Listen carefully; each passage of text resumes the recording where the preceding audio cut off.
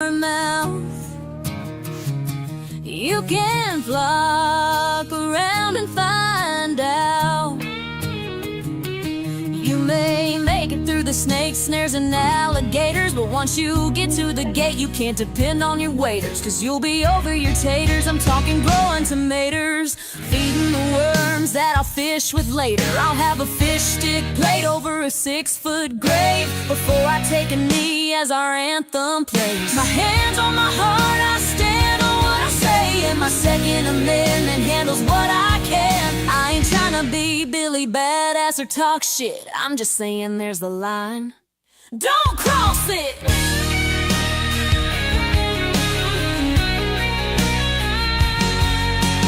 Real redneck, I'm a piece of white trash. Blue collar girl, but my fans are high class. Got my music way up loud with a cigar in my mouth. Flock around and come find out how we do it in the South. Love my country, love my freedom. Flock for welfare, no I don't need 'em. Shotgun race from the woods to the plains. Ain't never went hungry, ain't never too late.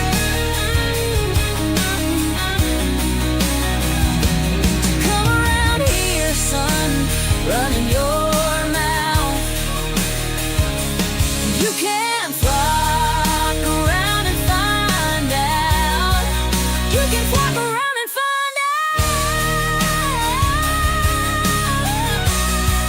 Goon Squad's got my back with the trolls and the haters. Yeah, boo, you can flock around and find out. Bama made me, but Tennessee is home. We stand on our Second Amendment. Come around here running your mouth. You'll soon flock around and find out.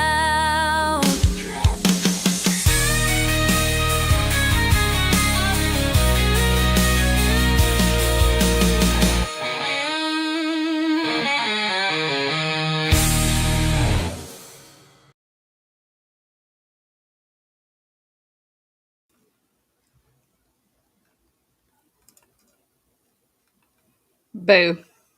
Hi, darling.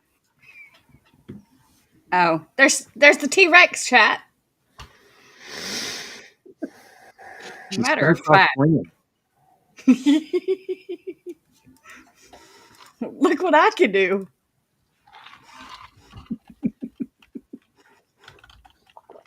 How funny was Slug's? It's still on, but his cooking stream. Knock that off. Look what I can do. Fix that. I don't remember what you said.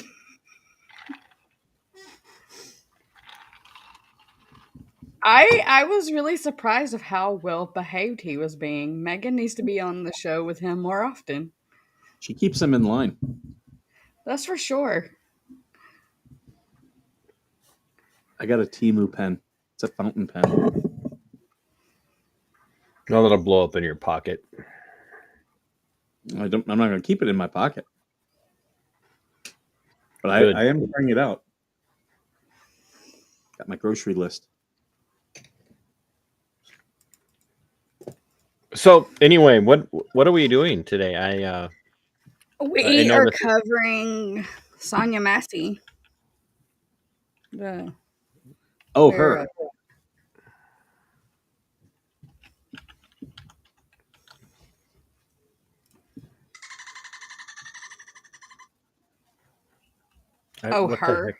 What was that? It's a dolphin. They're now calling me Flipper instead of Skipper. So I have the body cam footage of the night that what happened here. There we go. That did not do what I wanted. You need to make this a lot bigger. Like if you have to put us off screen, if you have to put us off screen to do it. I lost the page. Where did That's a little better. I had to fix it. But it's the body cam footage from the night that the officer shot Sonya. And with your liberal opinion, I wanted your opinion on it. Is Liberal? Did you just listen, call me? Love you, Bubba.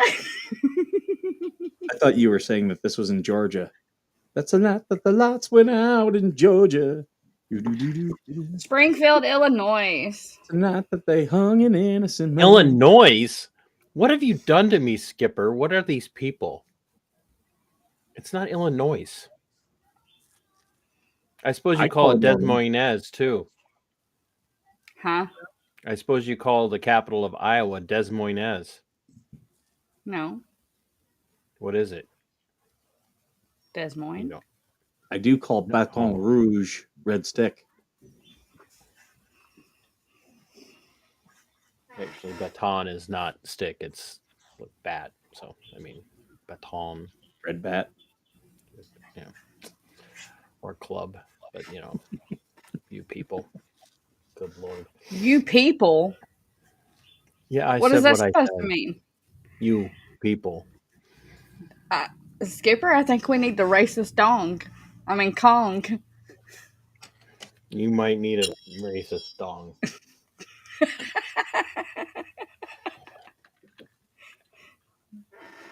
I'll need something for sexual innuendos next.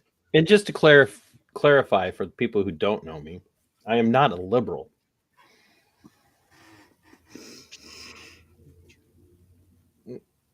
Stop that. He donated to Nancy Pelosi.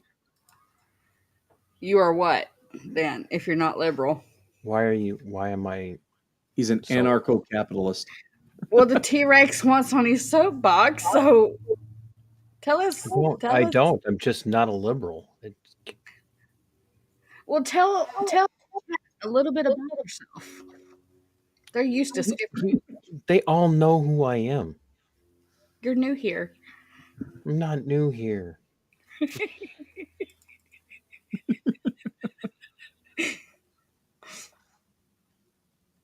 All right, let's watch this body cam footage. 4 hours.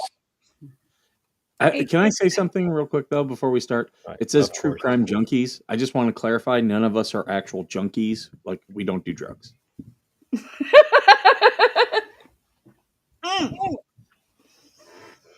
Quick shameless plug. I have just put a whole collection on Fourth Wall for the True Crime Junkies with that exact image. We have mugs, we have sweatshirts, we have mouse pads, and a candle. I just bought coffee. You know this stream will be demonetized, by the way. Why? Because police activity demonetizes everybody that uses their content. Well, they're the only one that had the full footage. And I've used their stuff before. Yeah, and they also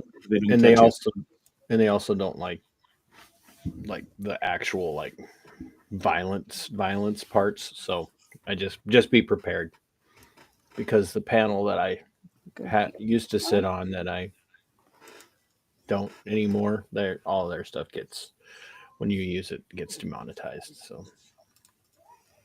especially good thing I'm not monetized. Huh. When did that change? I'm monetized to the point to where I can get supers and that kind of stuff, but not the ad revenue yet. How did that? What? They haven't approved you yet? I'm not at 1,000 yet. Oh, you need 1,000 for ad revenue. Yeah. Yeah, they've changed all their rules.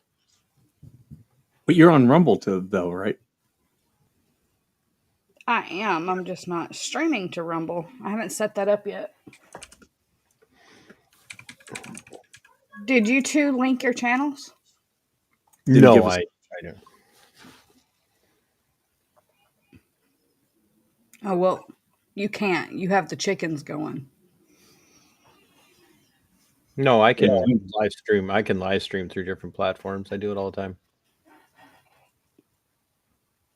So you can do multiple streams at once? Yeah, when I have my StreamYard set up to StreamYard the chickens, I can still do my drive time dialectic directly through the YouTube app. Oh. Yeah. Okay. So sometimes I have people watching the chickens and then watching me on YouTube directly through my stream to YouTube. So Let's. So anyway.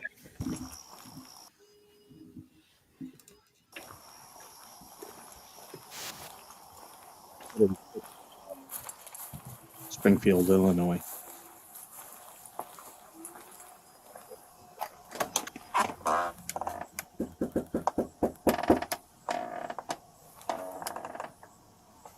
You people need to be sharing this. Now run.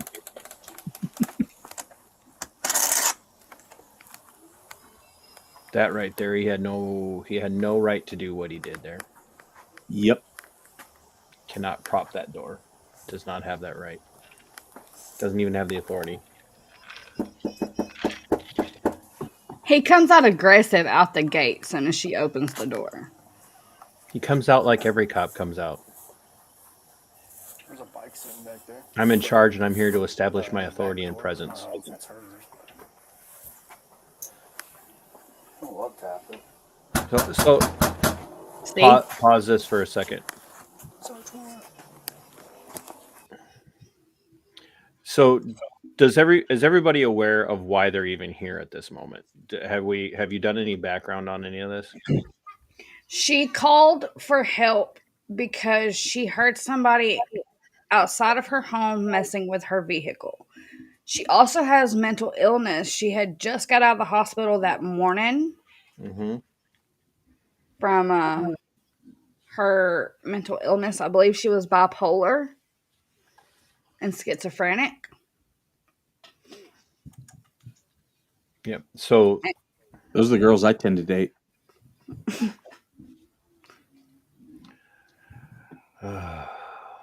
So she called for help because she was scared. She called for a property check more than anything. Yes. So the law enforcement at this particular moment, they have no duty to even be there. So her simply placing the call does not obligate them to show up. Duty. Just so everybody's aware. You call the cops, they're not obligated by any court ruling or by law or duty to be there. So they've come, they've checked the property, and this is where we're at right now with this body cam footage. They've already done the property check. Now they're going to make contact with the reporter in this situation. And that's she's not a suspect or a subject. She is a reporter at this time. And she's technically the property owner, even if this is only a rental. She is the rightful occupant of this property. She has no obligation to speak with them at this point. And that's part of what we need to be paying attention to as this plays out. Right. Yes. One of the officers that show up was on the call the day before where her mom was trying to have her put in the mental hospital because she was having a episode. Right. So she did some sort of welfare check on her request for assistance, a welfare check. So they know there's a mental condition. They do. They are aware of that. Yes. And I forgot I've covered so many of these in the last year. The concern in this situation is that they didn't have enough time to do a civil commit. Right. At all. So all they could do the day before was ask her to comply with going with them to the hospital, which would have been 98% of the time will be an ambulance ride. It will not be a transport by law enforcement if there's medical staff available to do that, which is why she's out the next day, because they had the mental health facility at whatever hospital that she ended up going to did not deem that she was a threat to herself or others, which is why she's back home already. Right. So, yeah. Go ahead. And as regards the question of the video footage, this is Axon body cam. This is pretty normal quality for them, especially at night with low light. Axon is owned by, built by, designed by, and operated by Taser. So the same company that operates Taser. Taser.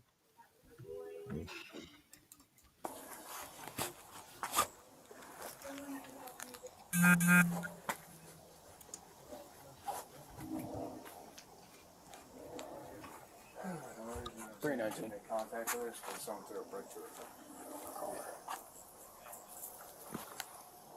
You want to try and call her 17 back here and let her know we're out front.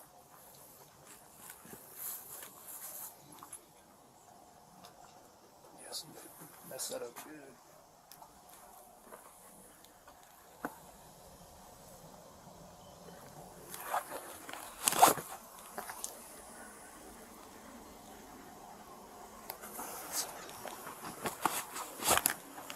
I hear the phone ringing.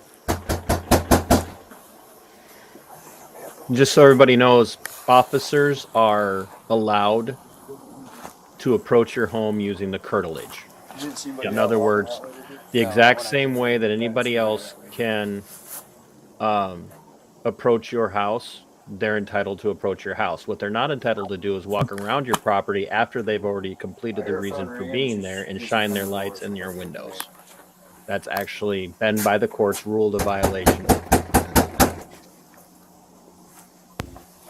Which is what he's exactly about to do.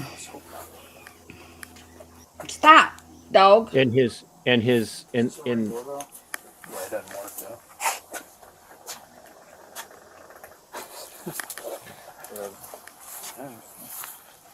just because he can't hear it ring doesn't mean it's not working. A lot Sheriff's of people have office! set up to silent.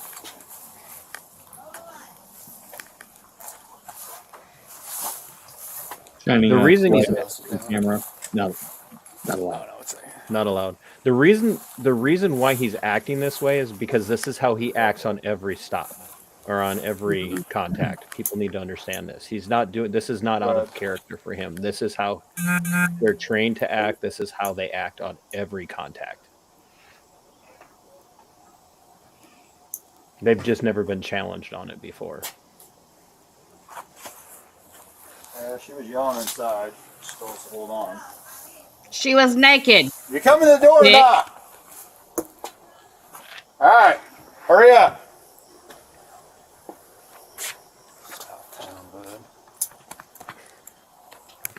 Stop screaming in the neighborhood at 1 a.m. Yeah. Like, give the woman time to put her clothes on.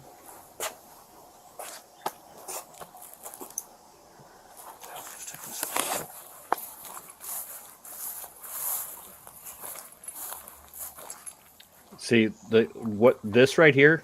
Sheriff's office. Absolutely unconstitutional. What he's doing. Absolutely unconstitutional. Nobody is out here, and I need to go here. Please don't hurt me, y'all. I would hurt you. You called us. Okay, We're not gonna hurt please. you. So what'd you hear? Somebody keeps outside my house, y'all. Please, Is this your car over here? please, God, please, God, please. Is this your car over here? Uh-uh, Oh, please, God. that's not your black car in the driveway? Mm-mm, Oh, well, we checked your yard. We walked around the whole block. We didn't see anybody. mm-mm. Right? You know, we don't. I mean, we checked the whole area. There's nobody out walking around. I know, y'all. Please, God, please, God. I'm trying to get help, y'all, but What do you need help with? nothing. I just, please, God, please, God, please. I don't know As what you can tell, she's With scared. what? Huh? What do you need help with? Nothing. I just wanted to see if y'all could help me. What do you want help with? Huh? What do you want help with? I heard somebody outside. Yeah, we checked your house. We checked your backyard. I walked all the way through all these backyards. We checked your front yard. We didn't see nobody, So so nobody's out here. You didn't see Pause Nope, this nope. right here. Oh, We checked the whole area. okay. What took you so long? While I'm talking, scroll back like 20 seconds, if you would. The second that he informs her that they found nothing on their property, their reason for the call is done. It's done. The other aspect of this is that he has the ability, well, I shouldn't say that he does. He should have the ability in this moment to recognize prior, he should have information at this point to know that other people were had been on a call to this place with her yesterday, the day before, should know.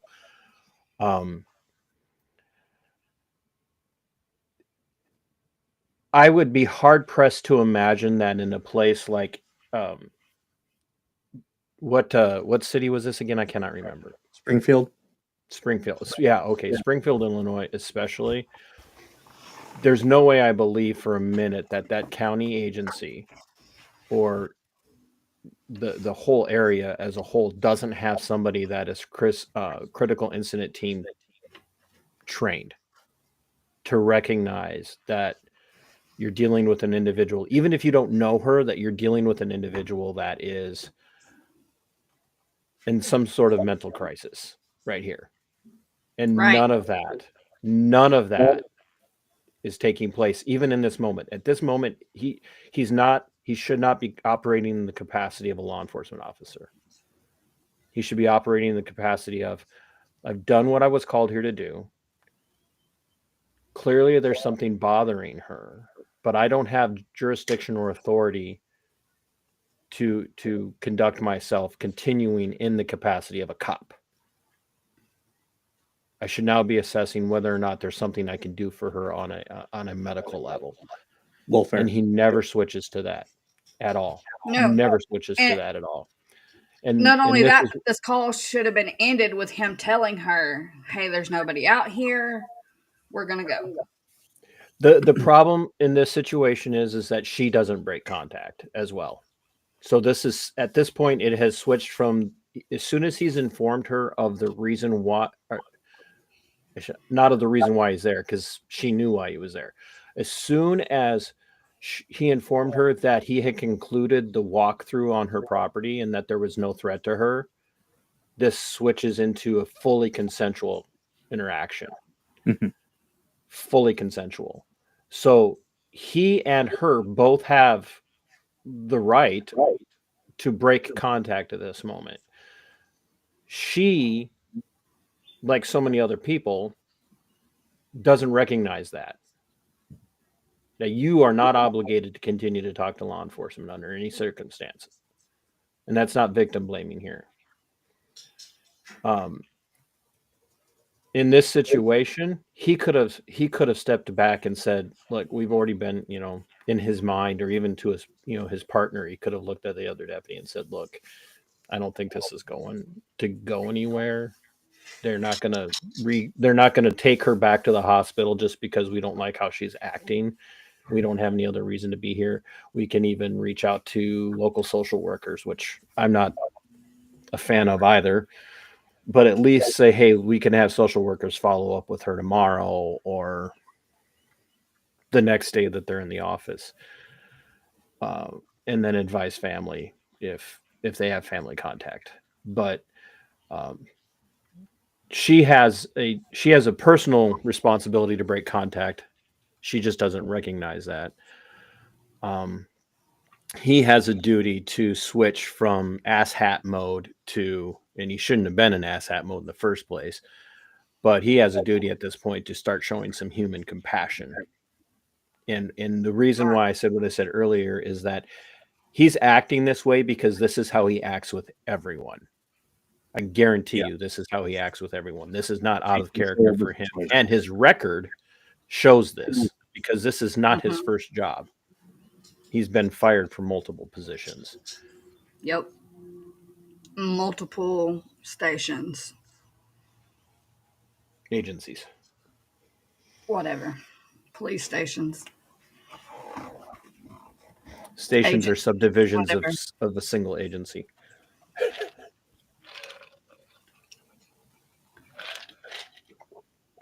All right, sorry, go ahead. What do you want help with? Huh? What do you want help with?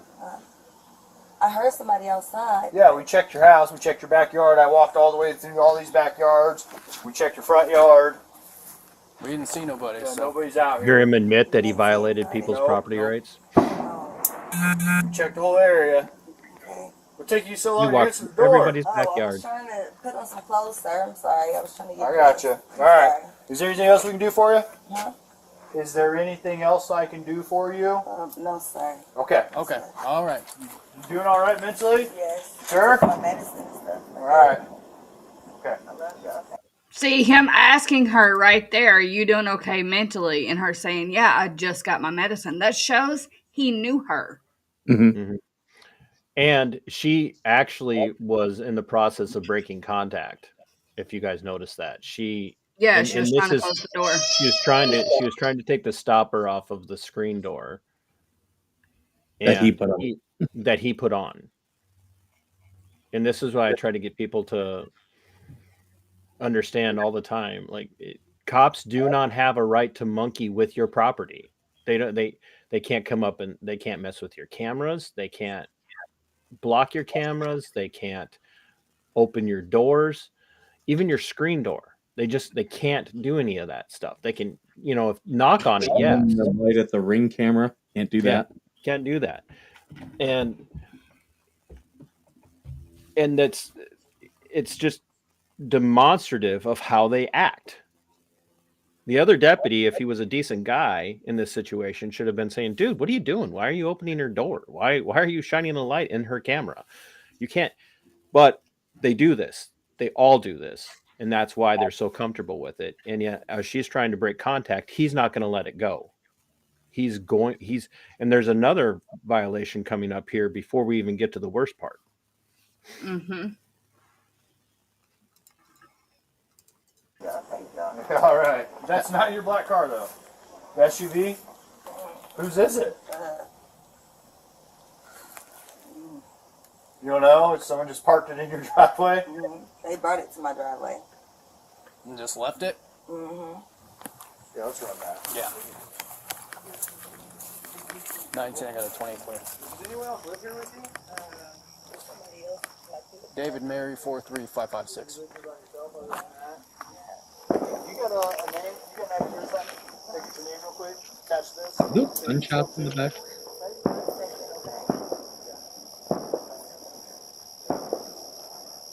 That sounds more like fireworks. Sounds like shotguns to me, but Yeah. Temple. that's definitely shotguns.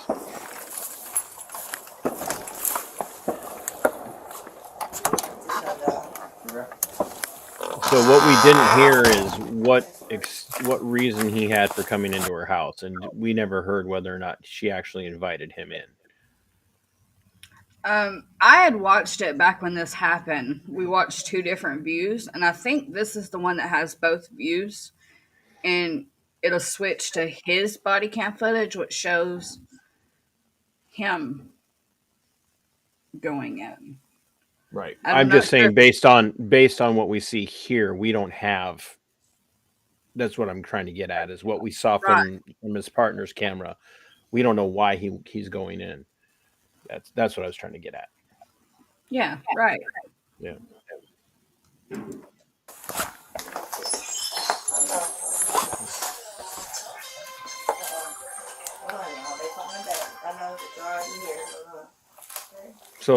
So right now, what they're doing is called plain view doctrine. So now that they've entered the home, they're going to use the excuse that for our personal safety and because we're here, anything we can see is subject to search. If they can assert that she invited them in. So.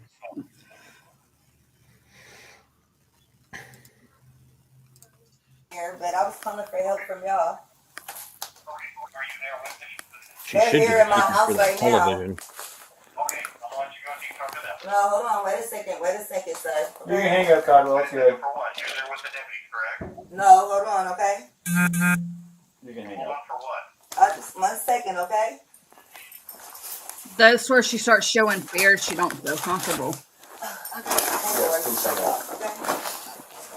Let me see. Okay? What's up? I got some paperwork. Can you grab that Bible, please? Yeah. Hey, I just need your name so we can get out of here. Was there any damage previous to your car? Previous, yeah, it Okay, what was the damage? No, dent, keep in mind that he What didn't about ask her for windows? ID Oh, before okay. he came into the house. He didn't ask her for her name or any of that stuff. One, he already knows her name. He knows who this is. So this I'm is sure they got once her name when the initial call too. exactly. Exactly. And there again, this is typical cop crack right here. The cops got to have your name. They got to have your ID. Whether they have a right to it or not, they're going to come up with a trump up a reason to come up with it. So at this point, everything they're doing is escalating this situation, especially, you know, Mr. 6'8" or whatever the hell he looks like he is. The demon over there. There's something to be said about that, but especially as upset as he gets over what she says. Yes, exactly.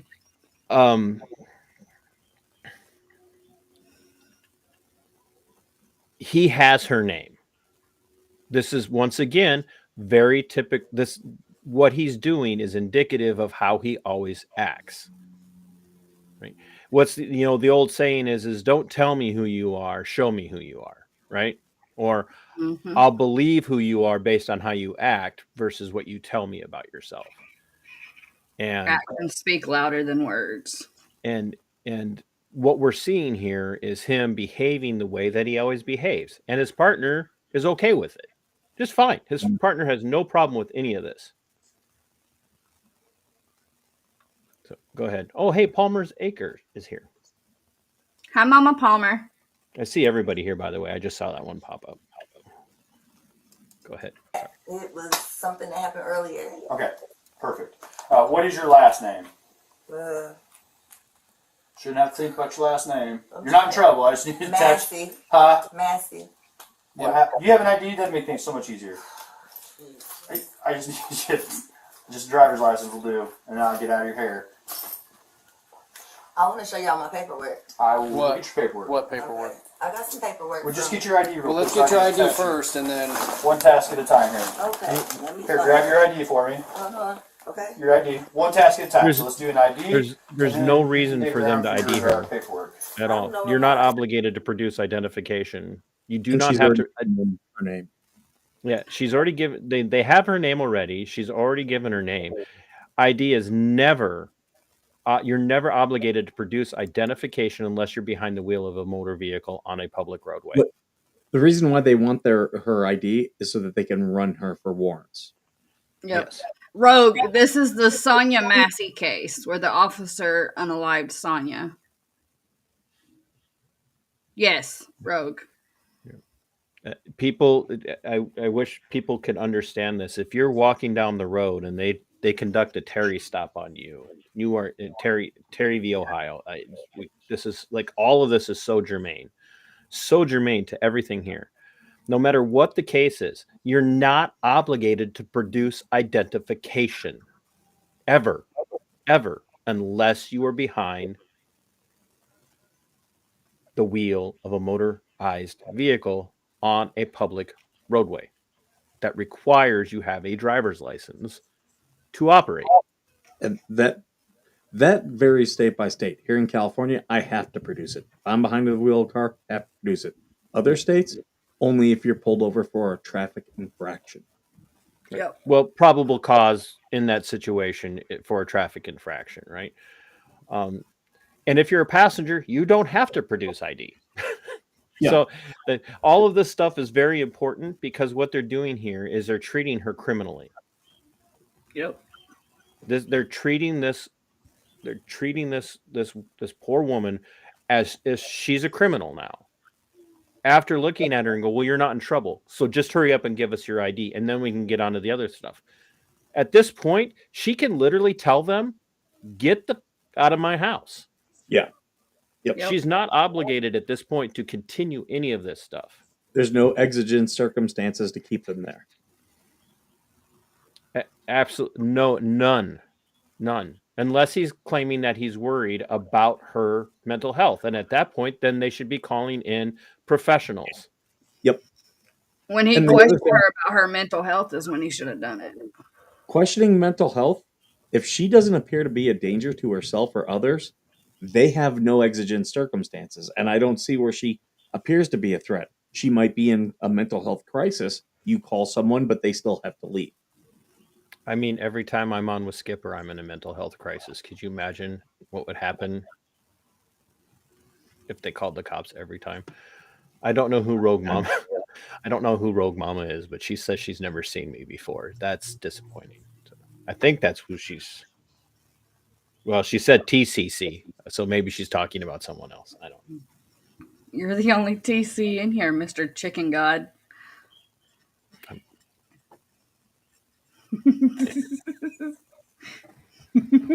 She's also my co-host, Minnesota Black Robe Regiment, Rogue Mama. Yeah. Ooh, we got to get her following you on X. Hi, Miss Lisa. Jen, yes, he has been charged. I'm not 100%. No, he had a hearing the other day, and they did not release him on that hearing. He has another hearing in March before trial. And that's another reason why I brought the body cam footage up, is because I want to cover the trial hearing and everything. Yes, I still have my chicken stream up, and no one is watching it. No, they're all over here. Paul, make sure you share TC's and Skipper's links. Okay, back to the. Get at it, Paul. Yeah, get at it, Paul. So bossy. You like it. Is it in that stack right there, maybe? 1 second. Check on her. Let me get this. No, we don't need a fire while we're here. Right. Okay. Pay very close attention. This is where this all begins to go really south. Where you going? Huh? Where you going?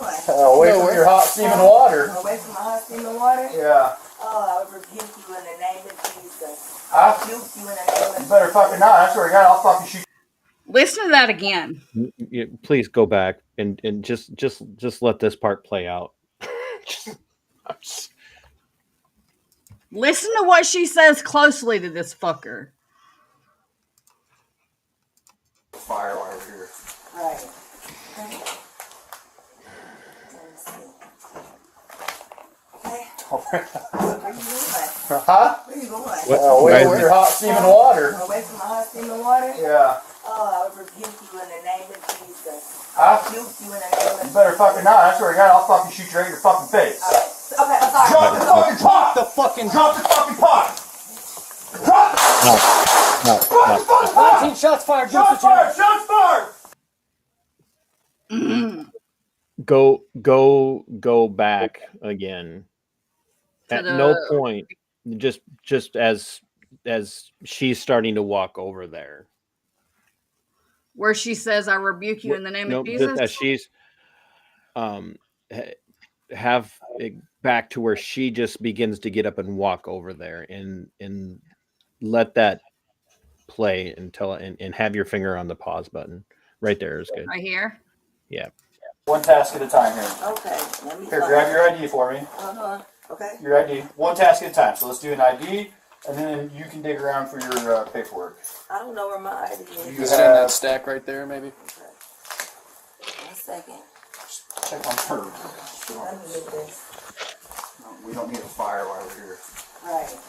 Okay. Let me see. He pointed that way. Where you going? Huh? Where you going? Away from your hot steaming water. Away from my hot steaming water? Yeah. Oh, I would rebuke you in the name of Jesus. I Rebuke you in the name You of better fucking not. I swear to God, I'll fucking shoot you right in your fucking face. Okay, I'm sorry. Drop the fucking drop. Not only did they have no cause to ever be in this house, at no point should any cop ever feel comfortable enough. I don't care if the guy's holding a shotgun. Should no cop ever feel comfortable enough to say, you better not, I'll shoot you right in the fucking face. Mm. Exactly. I don't care how back the blue you are. There's never cause for that level of unprofessionalism. So let's just say that, like, we all agree there are justified police shootings. There absolutely Yeah, but are. this one wasn't one of them. I'm making a point, a deeper point. There Right. are absolutely justified police shootings. Every single one of those should always be conducted with the utmost of professionalism. Period. Slow grade. And Welcome, slug raiders. And at this point, this hasn't been professional from the second he arrived on scene. And it hasn't been professional on the part of either one of them, because if you notice, his partner takes part in this. He maybe didn't pull the trigger, but he pulled his gun. Yep. And the "you better not, or I will shoot you right in your fucking face" should have been enough for the partner to say, dude, put your gun down. Yeah. You need to step out of this situation.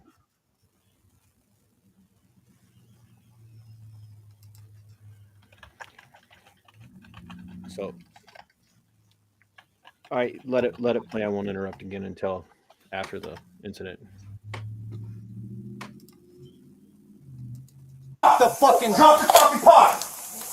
Drop the fucking pot! 19 shots fired. Shots fired! Shots fired!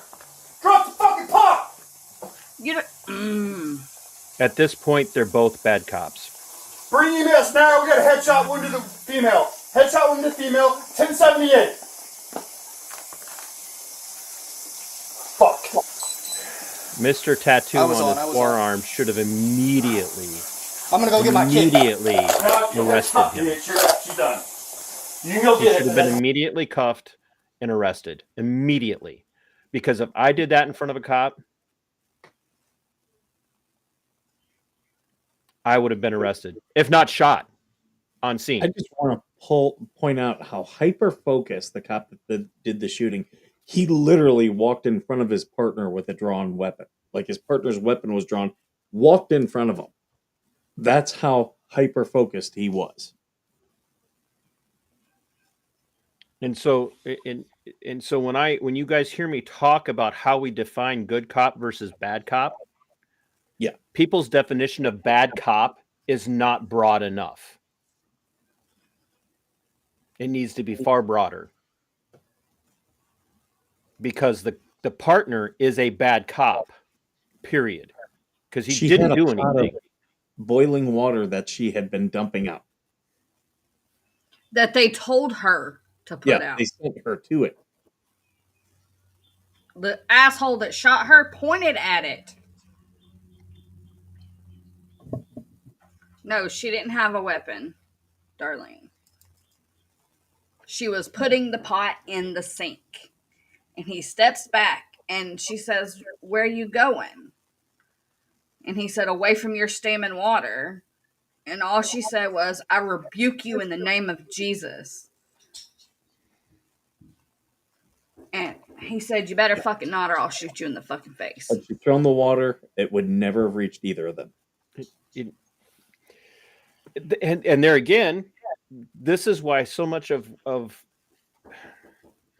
so there is a established parameter by the courts referred to as the Graham factors in engaging in the use of force. And what the Graham factors do is they outline, they detail what thanks, Skipper. Great they Dane, they yes.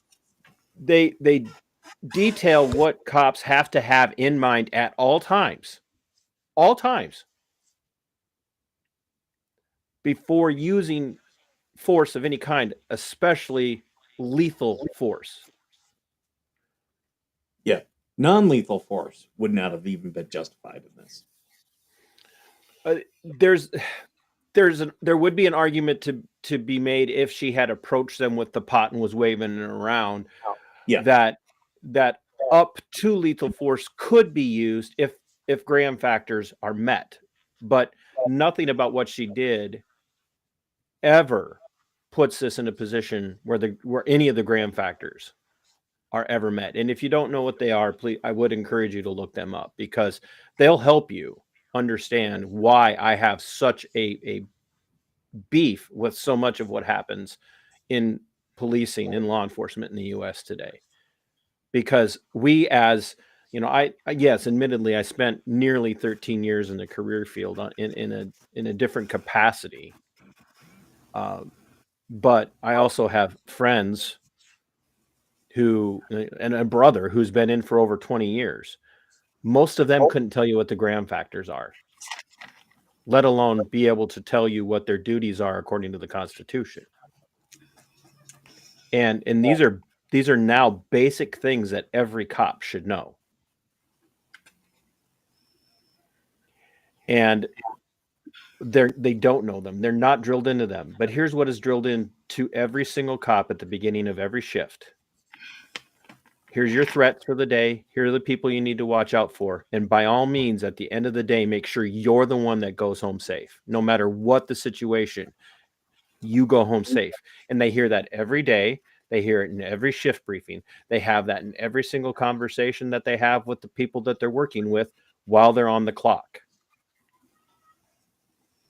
And this is why I emphasize so much. Cops are civilians. We have to stop saying, well, I'm a civilian and he's a cop. No, cops are civilians. Being a cop does not remove you from the realm of being a civilian. They are civilians just like you. Cop is citizen on patrol. And the reality of this is that we have allowed law enforcement to begin to see themselves as an occupying force, where they see every single person they interact with as a potential threat. And there are people out there that can say, well, I don't know if that lady's got a gun. I don't know if that 75-year-old blue-haired woman driving that Subaru is dangerous or not. Sure, I'll grant you that. We hear it all the time. Traffic stops are the most dangerous part of being a cop. We also hear that the most dangerous part are domestic calls. There might be some truth to that. The problem is that we are watching the militarization and hostility being built, not by the civilian population, and there I used it, but by the non-law enforcement population. The hostility is coming from the fact that they're being told that everybody is a threat and you have to act as such. Every single person is a threat. And that's why you get to a point, and this is why I believe there should be a moratorium on anybody coming out of the military, especially people who have been deployed to combat zones in the last 20 plus years, which this individual was a combat vet. No, he was in the military. Skipper, you might remember this or not. I can't remember if he was ever deployed, but he might have actually gotten a bad conduct discharge, if I remember correctly. I cannot. Interesting. I cannot remember 100%. But this is why there needs to be a moratorium, 10 to 15 years minimum, before you leave a combat position where you've actually been in combat and go into policing. So just so people know, a BCD, bad conduct discharge, means a series of misdemeanors. And so it's because police, deputies, state patrol, state troopers, Texas Rangers, whatever it might be, wherever you are, whatever level of local law enforcement that you're dealing with, they have got to start seeing you as their employer and as their neighbor. And they don't. They do not see you that way. They see you as a threat. And the odd one out is the one who ends up not being able to advance very far in their career because they're not willing to play the game that all the other officers, deputies, troopers, whatever, play. And that's why this guy can get into a position where he's lost numerous jobs before this and still gets hired by another agency. Because there's always an agency looking for a badass like him. We need more badasses.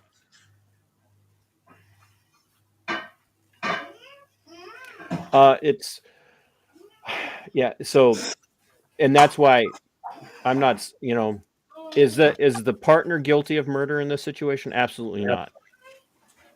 But he is guilty as being accessory to this crime. And if we have the second part of the body cam, or more of the body cam follow on, you're going to hear some things that are going to indicate just how bad this mentality is in this agency. Yep. For those of you just now coming in that missed the beginning, she called them for help because she was hearing noises outside of her home.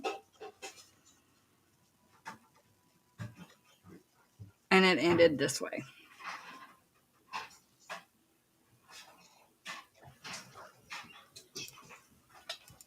That's a headshot.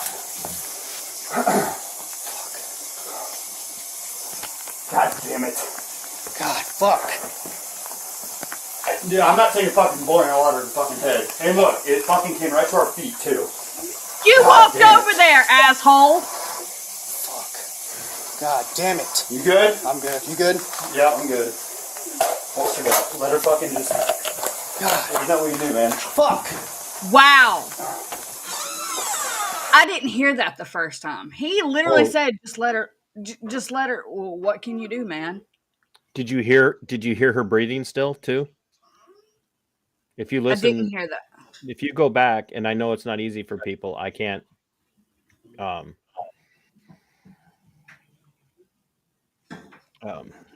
don't like it, but we need to play it back because you can hear her in the throes of agonal breathing. Yeah, the last breath before. Great Dane Mom, it is in Springfield, Illinois. I corrected the way I said it because TC didn't like it the first time I said it. Yeah, because it's not Illinois. Yeah, she was schizophrenic and bipolar. And she had just got her medication for it the day before. They had just dealt with her the day before. He knew who she was. Do you remember how far back that was? Which part? The breathing.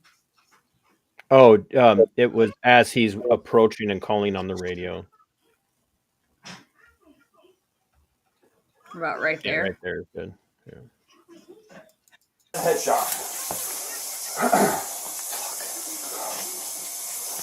God damn it. God, fuck. Dude, I'm not taking fucking boiling water to the fucking head. Hey, look, it fucking came right to our feet, too. Okay, God pause damn here it. first. Fuck. If you hear that, he's already building. He knows he fucked up. He knows he fucked up, and he's on camera building his argument for why he shouldn't have to face any consequences. Yep. It's exactly what he's doing, and his partner is in on it at this point. Like I said, his partner had every right, duty in that moment to disarm him, cuff him, and remove him from the scene. No, Rogue. She was pouring it out in the sink like he told her to. And she even dropped the pot. Even when he said, "You better not, or I'll shoot you in the fucking head," she ducked. It scared her so bad, she fell down into kind of a submissive position and that's when he advanced on her to get the headshot angle. I don't know how else to describe it. He advanced on this threat, this perceived threat, and got an angle on her and took the shot right into her head. Exactly how he said he would do it. I want people to understand that. You better not, or I will shoot you in the fucking face. Yep. And that's exactly what he did. Yeah, she was standing in the sink with the pot in her hand, pouring the water out. And he backed this one that we're seeing the footage of, backed away, and she said, "Where are you going?" He said, "Away from your steaming water." And all she said was, "I rebuke you in the name of Jesus." And that dick said, "You better not, or I'll shoot you in the fucking face." And he did just that.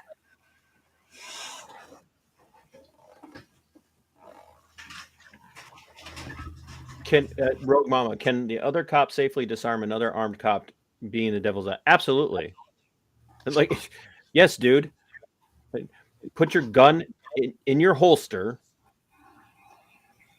and we're going to walk out of here.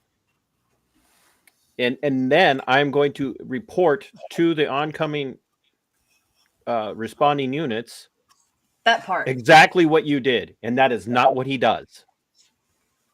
That is the absolute opposite of what both of these guys do. And he's already building his narrative in here. Well, look, the water's already at my feet. I'm not taking hot boiling water to my face. I'm like, he has to build the narrative on video of she was a threat and what I did was right. She would have never went near that damn pot if he hadn't have pointed it out to her and told her to turn the stove off. Exactly. And like Rogue said, where the fuck was their taser? So, and here's what I hate the taser, by the way. I'd rather be hit with a taser than a bullet to the face. I'm not arguing your point. I'm not arguing that point. I hate the taser because the taser isn't what everybody makes it out to be. Okay, the taser is not a life-saving piece of equipment. Some people aren't affected by it. Some people are not. Far more people are not affected by it than you would think, especially people who are in a mental health crisis. The problem is in this situation, he's amped up already, seeing everything as a threat. He wasn't going to go to a taser in this situation, period. And so even if they're armed with tasers, because of where he's at on a psychological level, which is just absolutely, he's a psychopath. Mm-hmm. He's an absolute sociopath at best. And he was not going to go to a taser. The military and police and security, like all these, they are a magnet for bullies. I can tell you that firsthand. There's a lot of people who come into these organizations because they want to have authority and control over others. Yeah, that and what Great Dane Mom said is that's why all the other cops got in trouble with the George Floyd case. We can argue all day long about, George Floyd didn't deserve to die in that situation. Right. George Floyd probably did kill himself, delete himself, with, ingesting, whatever level of opioid he did. The problem is that every other cop stood by and said nothing while their senior partner, just callously provided no aid. That crowd in Minneapolis that day would not have been nearly as fired up if they had been providing aid to the guy who was clearly dying. And the argument that you hear them make so often is, well, he's saying, I can't breathe. Mama, I can't breathe. Guess what? People who are dying make all sort of ecstatic utterances. And when someone says they can't breathe, it's not proof that they can actually breathe. It's literally them saying, I'm struggling to draw breath. Right. I need help. And no one in uniform that day actually had the wherewithal to look at that situation and say, you know what, maybe Chavin's not responding well to this. Maybe he's been through the shit enough times that he's just, I mean, because if you look at his face, he's glazed over. He's got, in Vietnam, they started calling it the 1,000-yard stare. He had that look on his face, but not one other officer had the balls to step in and say, hey, let's help him out. That would have changed everything. But they didn't do it. One, because they're told you never contradict another officer on scene, ever. Because if you do, it'll be hell to pay for you. So that's why I got myself in some trouble, because I came out and flat called it, murder. In Minnesota, it was at the very least negligent homicide. They just didn't render aid. And it's the same situation here. I don't care if you think she's dead or not. You're not a doctor. You're not a medical professional there, boy in blue. You get your ass down there in the blood, in the gore, and you start chest compressions. You start rescue breathing. You start rendering aid. You put a cover over the wound. You do something, because I guarantee you, if that had been one of your buddies that took a bullet to the head and there was no breathing, not only would have you probably taken the other person out, your first response would have been, even if you knew your partner was dead, you would have been rendering medical aid. Exactly. And every agency will tell you in their use of force continuum or their response to resistance protocols that the officer who is involved in inflicting physical harm, whether it be through a taser or pepper spray or a firearm, is the officer that's responsible for rendering aid until help arrives.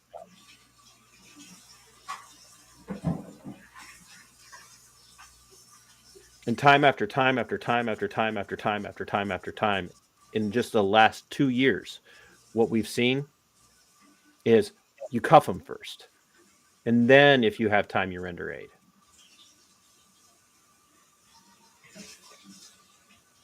And that's not rendering aid. That's you treating this person that you just shot like less than garbage. And that's exactly what they did with Sonya Massey here. He went into cover mode immediately. Well, I can't help her. He didn't want her to live in that situation, because if she dies, then there's a chance we might get away with this. Yeah. Harry makes a good point. He said, what if it had been his mother? She was 36 years old. What if it had been his sister? Would he have still done it?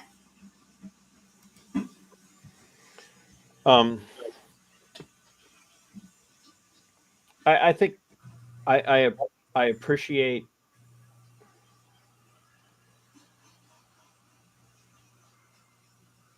I appreciate wanting to explore hypotheticals. I struggle with hypotheticals because, like, you'll never hear me say, if I were in this position, I would have, when it comes to the actual shooting aspect, because I don't know how anybody can say for a fact in every situation how they personally would have responded. True. I can tell you that we have two different standards in use of force. We have a reasonable person standard and we have a reasonable officer standard. The actual reasonable officer standard is more stringent, because a reasonable person, not that cops aren't persons, but they have to have that designator. A reasonable person is going to perceive threats in a far different way. I don't know if does that make sense? That that you're going to perceive a threat as far more deadly to you than an officer does. So you seeing a guy pick up a chair and swing it and not having any, special training, or that's going to be far more likely to be a deadlier threat to you than would be to an officer who's got other officers around them. And so a reasonable officer is expected to respond to a situation with far more tightly controlled, almost choreographed responses than you would. And part of that comes down to the fact that even though SCOTUS and other courts have ruled that officers are not obligated to provide aid, in the sense of protect and serve is not actually a thing. The courts have ruled that's not an obligation on the part of law enforcement, that they're not obligated to help you when you're being hurt. They're not obligated to show up at your house if you're claiming that you're being SA'd. They're just not. They still have a level of training that the average other civilian doesn't have, where you might run away. Once they're on scene, they're probably not going to run away. And if they do, they're probably not, I won't even say probably not going to have a job for very long, but there's going to be some consequences for that. And so a reasonable officer has a duty to respond in a more controlled way than a reasonable person does. And nothing about this situation indicates that he's reasonable or even meets a reasonable officer standard.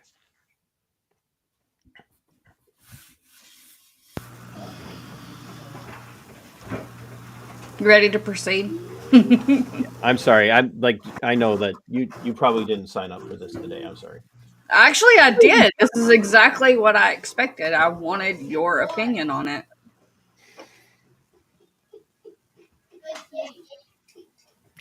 But you got to put Palmer's comment up real quick. I love it down here. My hubby is long suffering, slow to anger. That's why he's put up with me for 47 years. He's just scared of you. My husband's the same way, but I can piss him off. Magic's gonna dye her hair red for you, Mikey. Inside joke, obviously. I said Just earlier. from the stream this morning. I said earlier I was into redheads. So, it's my weakness. God damn it. You good? I'm good. You good? Yeah, I'm good. What's you got? Let her fucking just. God. There's nothing we can do, man. Fuck.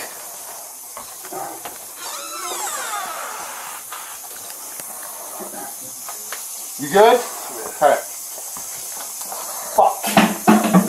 You hear her breathing? Well, Yeah. you know, what else do we do? That's her breathing. That's agonal breathing. I'm not She's still taking alive. hot boiling water to the fucking face and it already breathes. Yep, that's her breathing.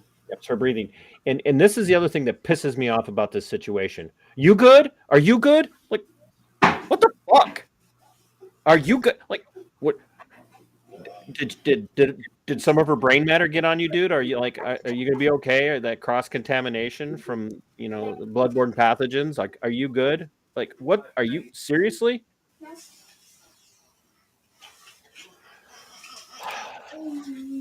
While her agonal breathing is very audible on camera, and so if it's audible on that cam, it's audible to them. Got to build our narrative though. It's too late. She was coming at us. The water's right there. We had no choice. So anyway, go ahead. I'm sorry. As Mercedes screaming at the TV, "Render aid, you idiots!" I was doing the same thing in July when I watched this.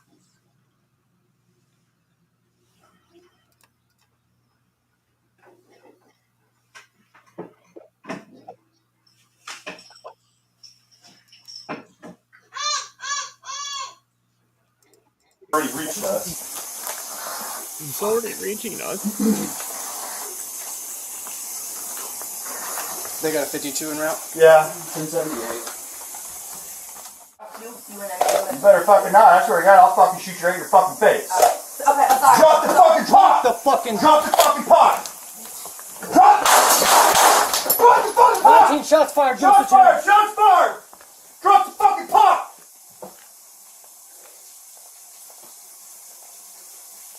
Bring EMS now. We got a headshot wound to the female. Headshot wound to the female. 1078. Fuck. I was on.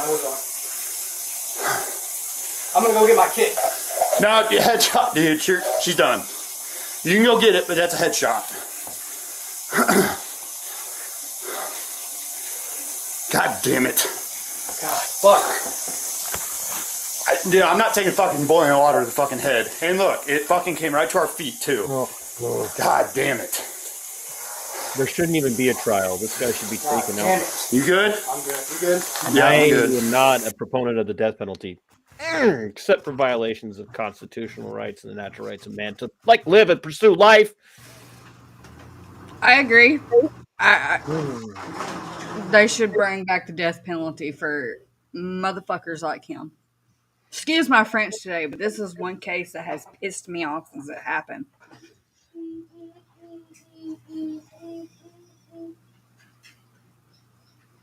Somebody asked Exactly, about Robert.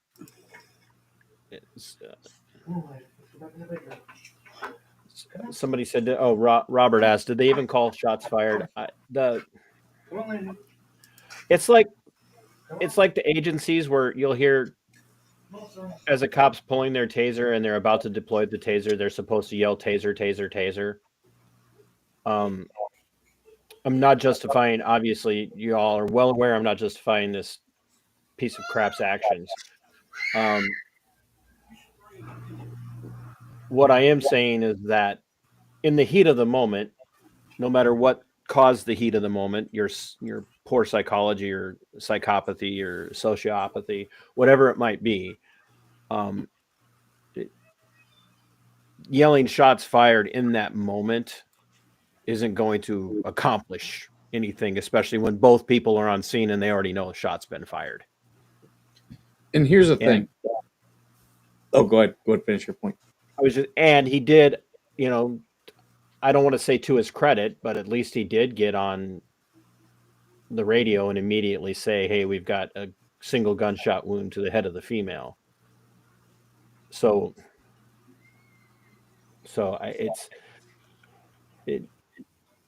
some of the stuff is drilled into them. It's muscle memory in them. Like you pull your taser, you yell taser, taser, taser, you yell shots fired, and it's all that's doing.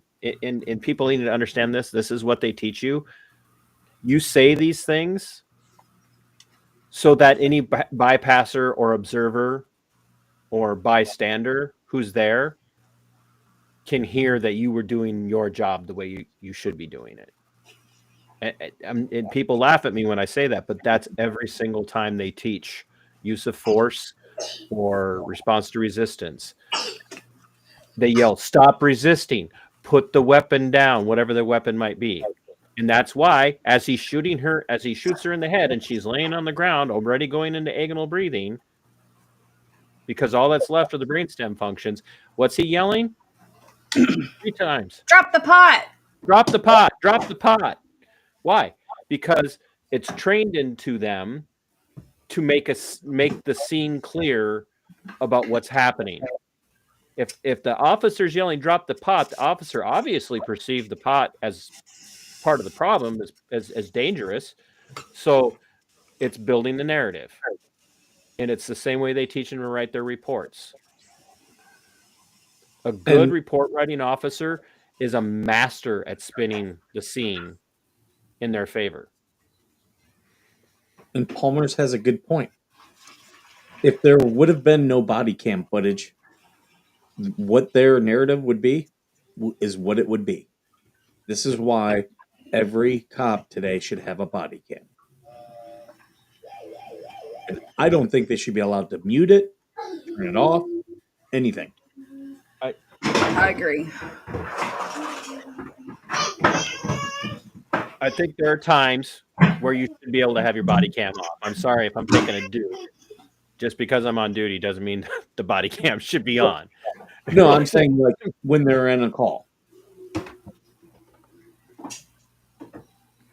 Like when the cops go to confer and they mute their body cams or turn them off in the middle of a Right. call, that should not Yeah. be allowed. All that can be redacted. 100%. It shouldn't even be redacted. There should be no such thing as redaction in any public record, unless we're talking about a recently sexually assaulted person who's naked, alive or dead. That can be redacted. But other than that, there should be nothing that the public doesn't have access to being able to see. And quite frankly, as much as it would disgust me, I don't think they should be blurring out Sonya in this situation. The I public think needs police activity is the one that blurred it. maybe so, but maybe to get around the algorithm and whatnot. Yeah. But I do know there are agencies that will blur this out, and they'll say it's to protect family members. This stuff shouldn't be getting blurred out by anybody. People need to see this to see what it's really like. Because right now it just looks like you're playing, Call of Duty.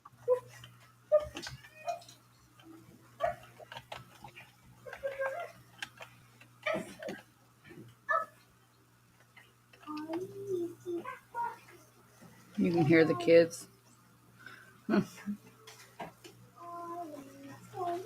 So anyway,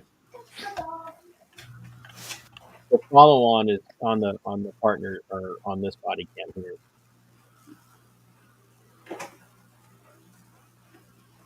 No, that's not what he means, Robert. I think he's meaning in a case like this, the public should be able to hear everything, see everything.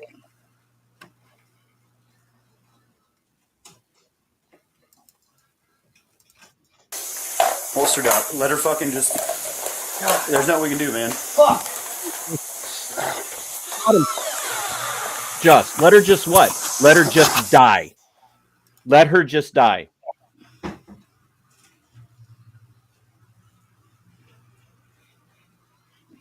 Let her just die. That's what the fuck this guy was gonna say. Yep. Just let her die.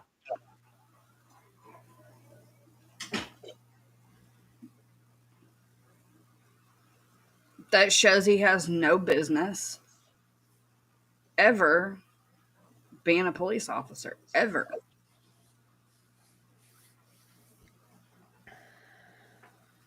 And if he had a bad conduct discharge, that's like taking someone who is a career criminal and making them a cop.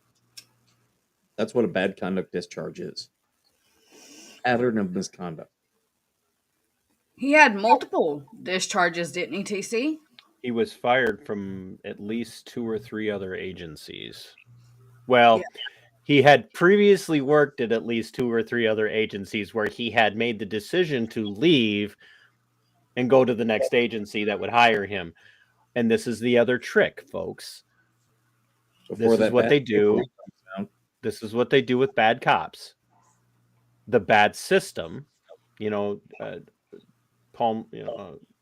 Palmer's beloved husband being the exception, and I don't mean any negative towards Rogue Mama's husband. I don't know him, but I guarantee you they'll both tell you that the vast majority of the time they put these guys under internal investigation for stuff, and then they approach them. Look, if you want to stay in this career field, you're leaving our agency, and we're going to give you the opportunity to terminate your own employment here, and we won't pursue anything. But if you force us to fire you, then we're going to have no choice but to then explain why you were fired, which is going to take away your licensing, which means you won't be able to work in another agency.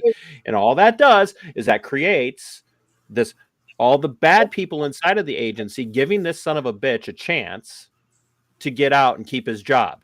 Even if it's not there, it's with the next agency. That's why I get so bent out of shape. Rogue Mama's got a good husband there. It sounds like he was probably one of the few that actually meets the what I believe is a solid, objectively solid definition of what makes for a good officer. Same with Palmer's husband. The rest of the system is designed to cover so that even if you don't want this son of a bitch working for you and your agency, you're willing to hand him over to another agency and let them deal with it until somebody fucking dies Exactly. or gets raped. And we dealt with this here in my area. If you guys haven't watched my channel, a guy that I worked with for nearly 13 years was busted by a guy that I supervised as a detainee in the detention center. What was he busted doing? Trying to meet an underage girl for sex in exchange for alcohol. He reaches out to me. He says, "Hey, TC, what do I do?" And I said, "Hey, Chase, you gotta turn this into the Rochester Police Department. Don't take it to the sheriff's office. You got to take this to the Rochester Police Department." Rochester Police Department took all the evidence, did nothing with it, but gave a professional courtesy to the sheriff of Deputy Matt Adamson and told him what had happened. They did nothing. Nothing. A year and a half later, Deputy Matt Adamson got busted by the Minnesota Bureau of Criminal Apprehension working in a joint sting, not aimed at Deputy Matt Adamson, just doing one of their normal predator profiling, poaching things in the city of Rochester. And they caught him by accident.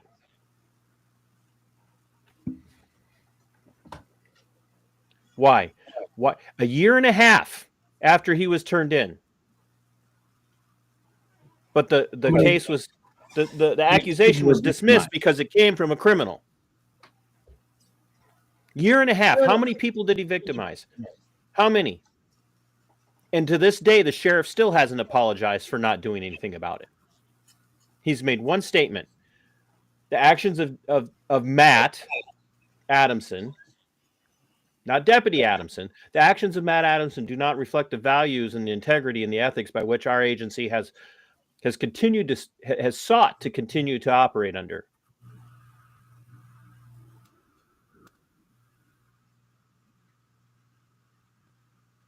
Because they did nothing when he was reported.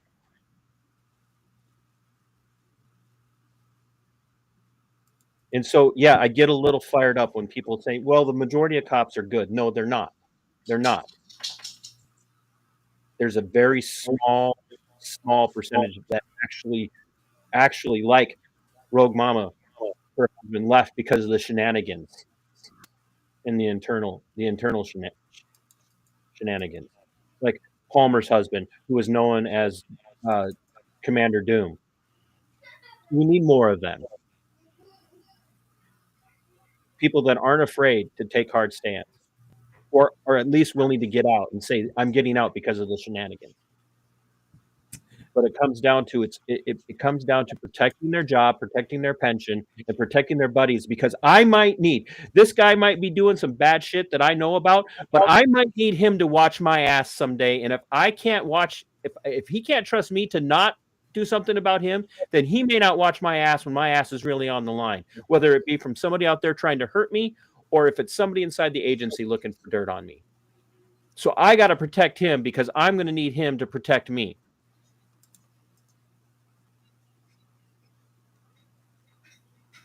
That part. It's exactly. And the ones that they get rid of, and I'm going to get emotional tonight, so I'm going to take a break for like 2 minutes. The ones that get rid of are the ones that stand up and speak out when shit's not being done right. I was a great deputy until I spoke out about COVID. I tried getting a correctional officer that I know, former correctional officer, to come on this show. Because what does he do now? He works a job and he hires a lot of felons. And I asked him about that. And he said, when I was a correctional deputy, a lot of them, like if something went off, I didn't have to worry about my safety because I treated them like human beings. And he goes, the there was at least respect with the prisoners. He goes, however, there were a lot of my colleagues that I found out were not treating them like human beings and were doing shady stuff. And I reported it, and I got bad paperwork, and I left. And he's like, I don't hold people accountable for making a mistake.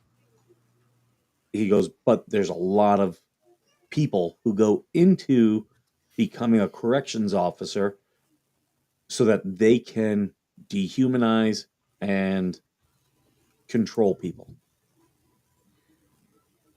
And and make no mistake, whether it's a patrol officer, a detective, somebody who's worked their way into investigations, you don't just go into investigations. Whether it's a patrol officer or it's a detention deputy, like I was a sworn deputy inside of a detention center. Whether it's a guy who works for the state in the correctional setting, whatever. There is a level of bravado that's involved, male or female. And you have to learn early on that the people that you're dealing with are human beings. Because the training very much dehumanizes the people that you're supervising or responsible for overseeing. And I am not personally like telling you that I was the exception, that I never mistreated anybody, because if you watch my stream the other day, I'll tell you, I violated people's rights. There were times that I did, and because I thought I was doing the job the way I was supposed to doing it, but I learned early on that I have to start seeing these people, like human beings. Which is why to this day now, when I run into somebody that I used to supervise, they'll come up to me now and they'll talk to me. It's why I made friends with Chase and why he trusted me when he caught a former deputy to ask me, how do I handle this? What do I do?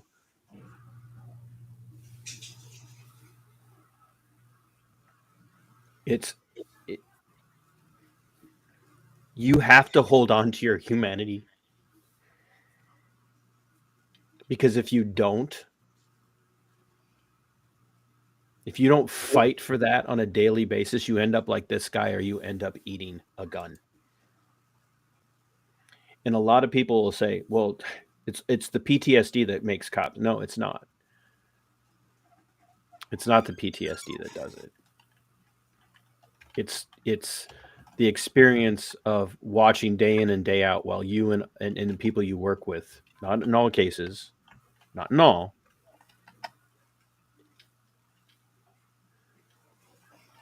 it's day in and day out of experiencing other civilians, non-law enforcement civilians, treat each other like shit, and then you and your crew come in and you watch them treat those people like shit. And a lot of the guys who end up deleting themselves are doing it because they're so psychologically damaged from what they've had to swallow.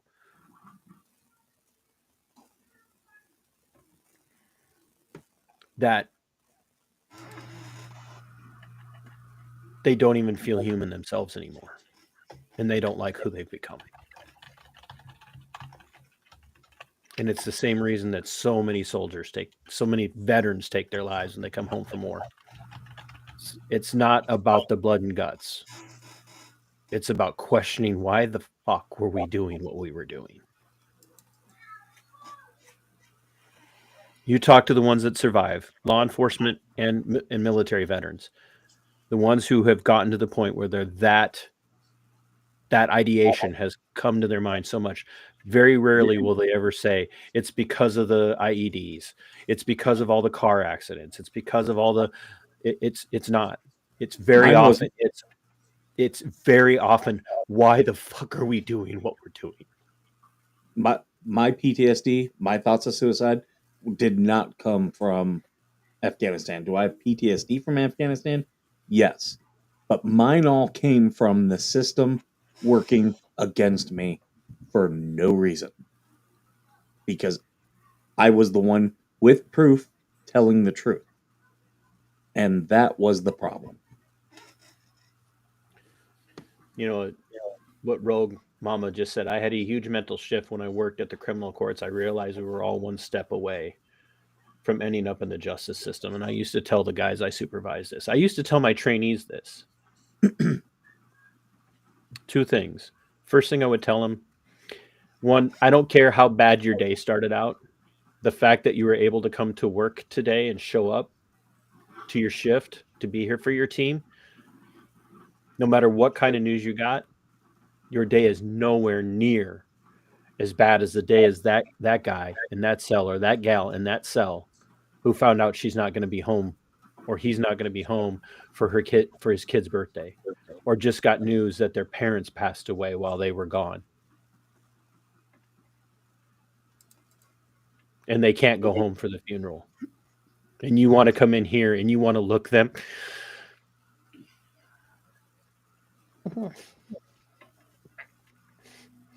in the eye and say, don't fucking cross me today because I'm having a really bad day. So it'd be in your best interest to just shut up and leave me alone. Because I heard people say that.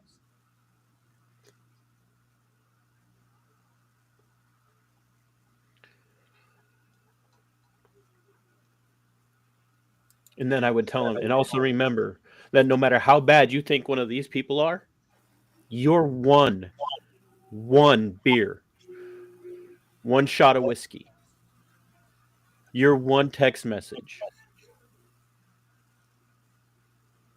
away from saying or doing something dumb enough to put you in a different uniform.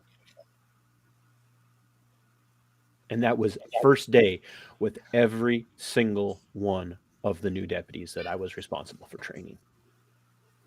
Every one of them. Because I was not going to let them be the kind of people that I saw working around me. And that's what was missing from this guy's life. Nobody had the balls early in his career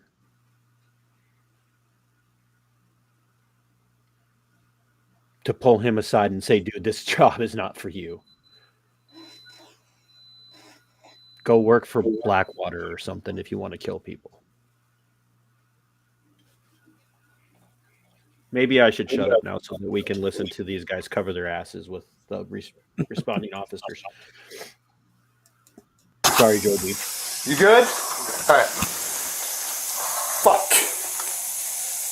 Well, I mean, you know, what else do we do?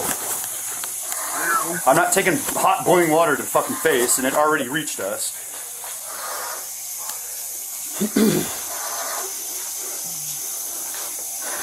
They got a 52 in route? Yeah, 1078.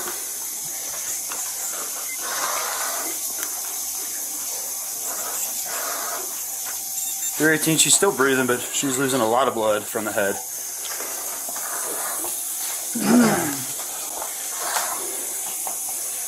I'll go get my med kit. I mean, Go get, yeah, hurry, get your med kit. I mean, there's not much we can do.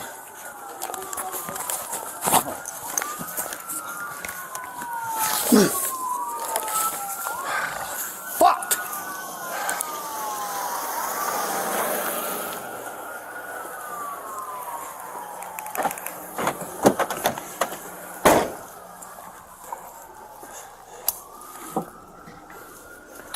Sean Grayson was discharged from the Army in 2016 from the Fort Riley Army installation in Kansas for misconduct, serious offense. 318, do we got any call history with her being 1096? Right there. The 1096. He knew.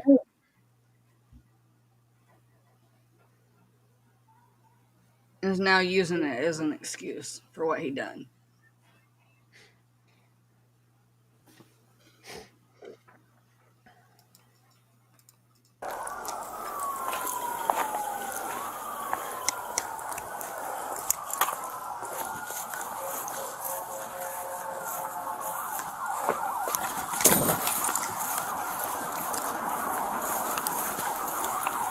That would explain a lot. Negative.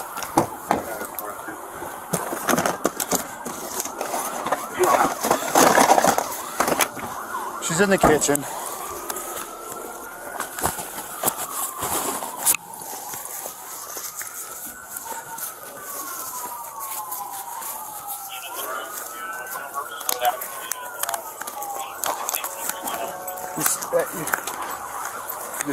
Just Sergeant, who, no. Let's just chill out here. Just Sarge right now. Are you guys secure? Yeah, we're secure. Back covered? No, it's just her in the house. She's 1096. Could one of you? Could fucking one of you, please, just go in and give a fuck? So, is there anything you think we can do for her? No. Alright. I'm not even gonna waste my med stuff then. That! You want to run down real quick? I'm not even going to waste my med My kit. med stuff.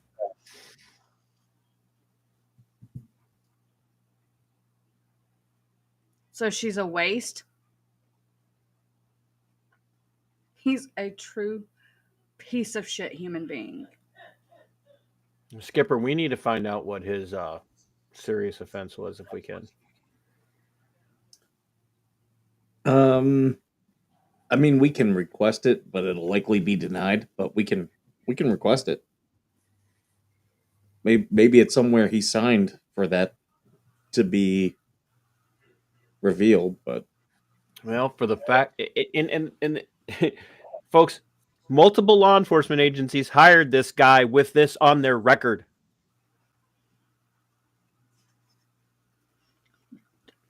I heard you correctly say that he was discharged from the military for bad conduct? Yep. Yes. Bad conduct is at least a series of misdemeanors. It means he was NJP'd multiple times. Or did some conduct serious offense. Yeah, or like BCD sometimes also can be popped on drugs. Something that was a serious enough crime that rather than do a court martial, he's going to accept being kicked out without any benefits.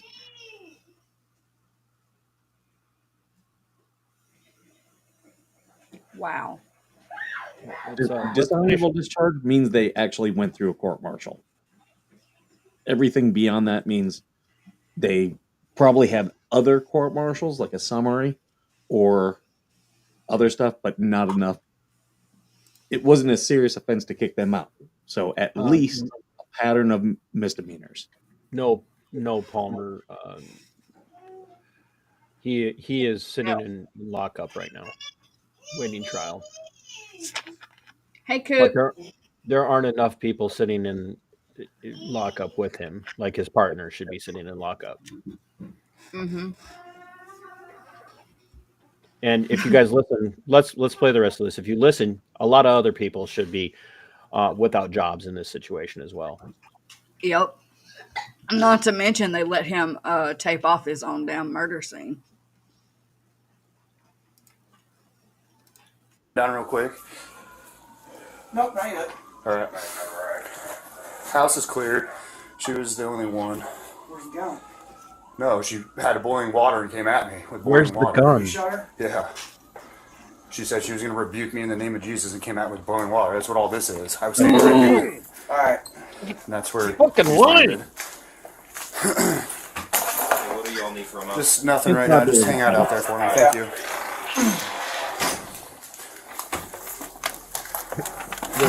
The sergeant I need where's the gun? Grayson to take them around the house if you guys can. But other than that, that's I think it. Anything else suspect? Me. Oh, I didn't know what happened.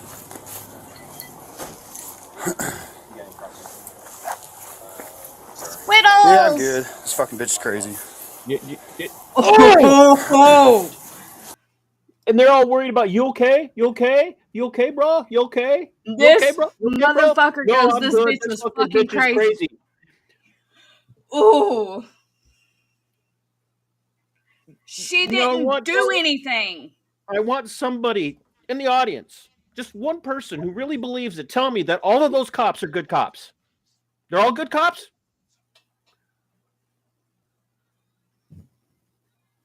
His That partner. one that was standing there on the porch, did you see the look of fear on his face when Grayson walked out the door? I agree with you. He is scared, but you know why they get scared in those moments?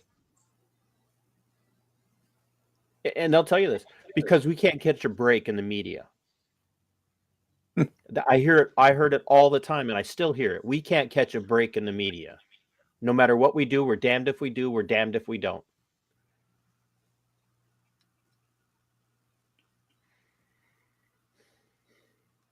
Finish this out so Skipper can go like do Skipper things. Skipper do Skipper things.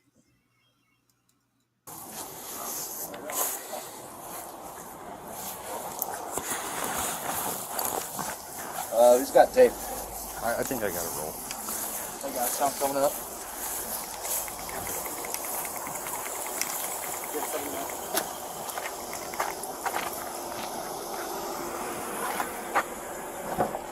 Right now would be You the got time to enough? be If robbing. not, I got a roll.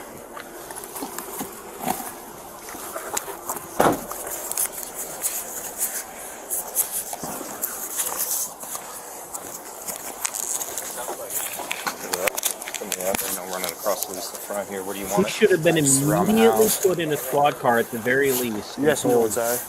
don't talk. Right. Instead, they allow him to tape off his own damn murder scene.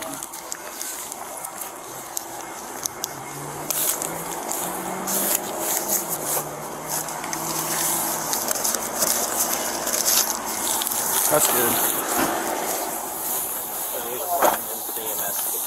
Yeah. Take it off at the front.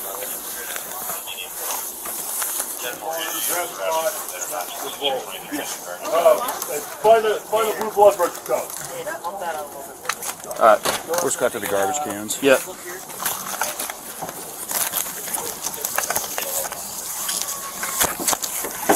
Something's coming out.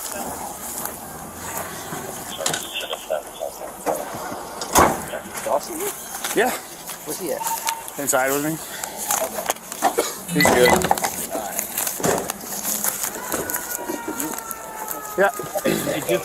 That's my fault, man. I didn't know. Dawson? I didn't know it was No, me. dude, it was good. It fucking happened so with me. goddamn quick that we He's good. didn't have time to fucking call shit out that it was me. And Yeah, that's what Good I was trying to shit. figure out. Make sure we need to look for something. no, we're good. I think she set it up on purpose. So, this is what it is. She set it up on purpose. Up on purpose. She did. Yes, she set this up. She called this in so that I could come here and tell her I was going to shoot her in the fucking face on purpose. So I've been looking this up. Officer Grayson worked with 6 different Illinois police departments from told you. 2020 to 2024. I told you. 6. 6. In 4 years. I know. There's something that was following him. There was some incident that was following him. 6 agencies in 4 years, culminating in a murder of a He woman. falsely arrested Kyle Adkins in 2021. He claimed there was a warrant and evidence against Adkins, which were later proven to be non-existent. Wow. He was involved in a high-speed chase where he ignored orders from his superiors to terminate the pursuit that reached speeds of 110 miles per hour, turned off his lights and siren, and only stopped after hitting a deer.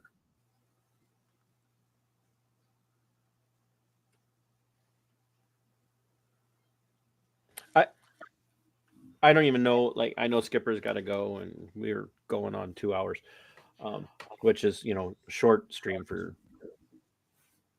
Georgie.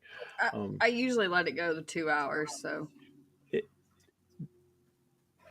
What I want You people guys to can understand. one after I leave. No, I'm burnt, and I need to write today. Yeah, if you guys haven't, I have a Substack where I write. It's self-promotion.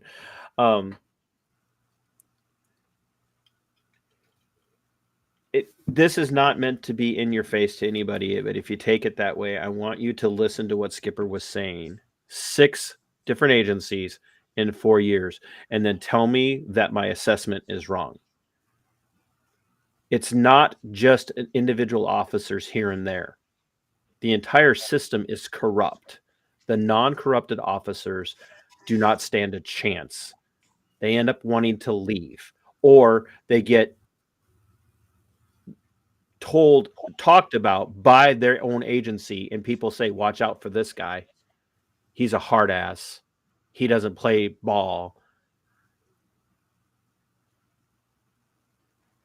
Or like Palmer's husband is the no one in the town that everybody else was on the take or on the make except for him.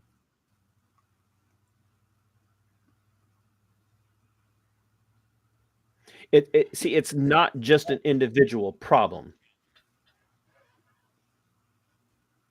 It is a systematic, and I don't like that, like term systematic racism. I that pisses me off, because the vast majority of cops who shoot black men and whatnot aren't doing it because they're black. They just don't. There's no compunction in them that says not to. The system is corrupt in such a way that it begins to corrupt you almost immediately, and you either have to get your bearings underneath you and be willing to be the bad guy in the eyes of the agency all the time, or you will become as bad as the agency. Yep. And you will get a reputation, ironically, of being a snitch. We hear that all the time from the criminal element, right? Snitches get stitches. Mm-hmm. But in the law enforcement community, if you turn another officer in, snitches are bitches. And guess what bitches don't get in a heated moment where they actually need help? You don't get the help to a call for backup. Hey guys, I'm at my time. I got to get going. All right. All right. Thanks for having me. Of course. You don't. And then it was just. You don't get the help you need because you're known as the guy who rocks the boat or the gal who rocks the boat. They make shit up about you. They look for reasons to get rid of you. And so the ones that can hang on for dear life by their fingernails as they're ripping out of their nail beds, metaphorically, are the oddity. The ones that can make it through a career and have any semblance of their ethics and their morality and their integrity and their humanity left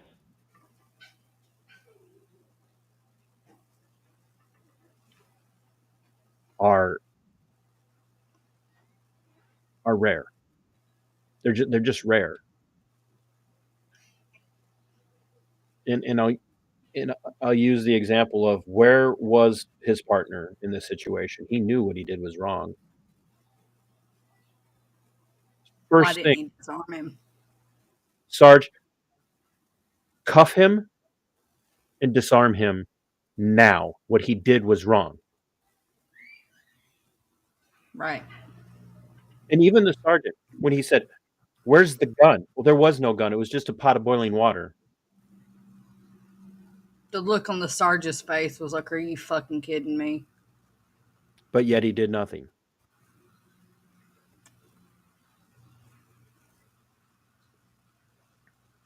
A crime was committed in the presence of an officer. And then once again, had I done that in front of that officer, yeah, and they don't get promoted. That's exactly right, Rogue. And Palmer, credit to your husband, because what they did to get rid of me, like I couldn't go back to work. I would, tell everybody to go watch my story, the playlist. Yes. If y'all aren't subscribed already, go subscribe to TC and watch his.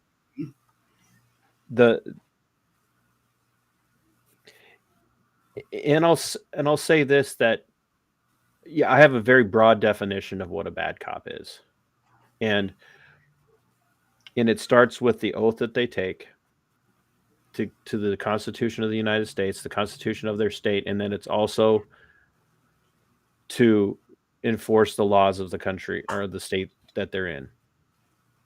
And the problem is that every cop violates their oath when they enforce an unconstitutional law. And by unconstitutional law, I mean any gun law.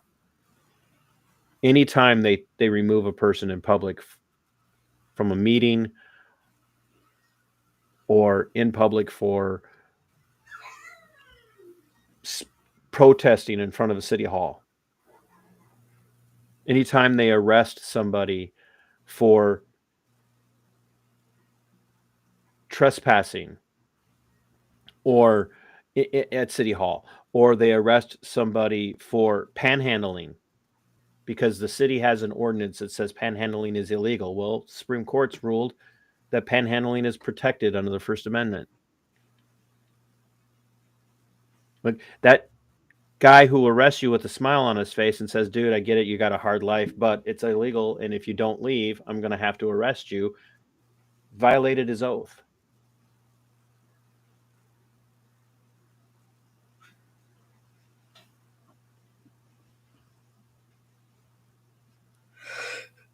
And that is where it begins to trickle into the realm of not being a good cop. And that's where it starts. And then once that happens, it opens the door for all the other shit that you see. And that's how you end up with a Sean Grayson who got kicked out of the military for some reason, bad conduct discharge, serious offense, and in 4 years works for 6 different agencies, and not one of them had the balls to tell any of the follow-on agencies during the background check period what he had been doing wrong and why he was allowed to leave. Not terminated, allowed to leave.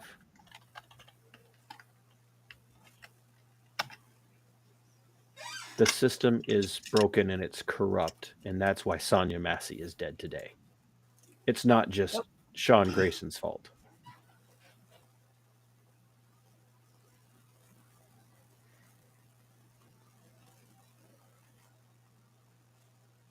Rogue Mama's very humble. She says he has an awesome wife. And you know what? I believe that. I believe that. But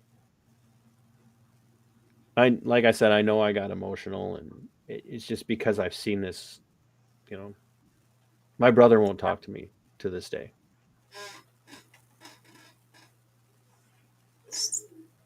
I couldn't think of no one better to help me cover this than you and Mike. Especially with this dickhead being ex-military and an officer. Oh, I like Rogue Mama a lot. Rogue is awesome.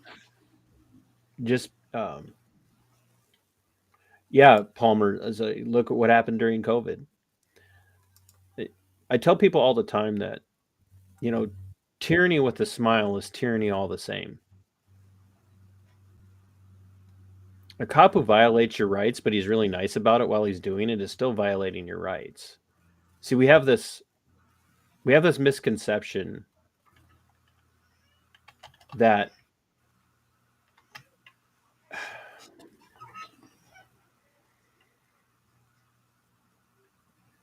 the guy who's nice and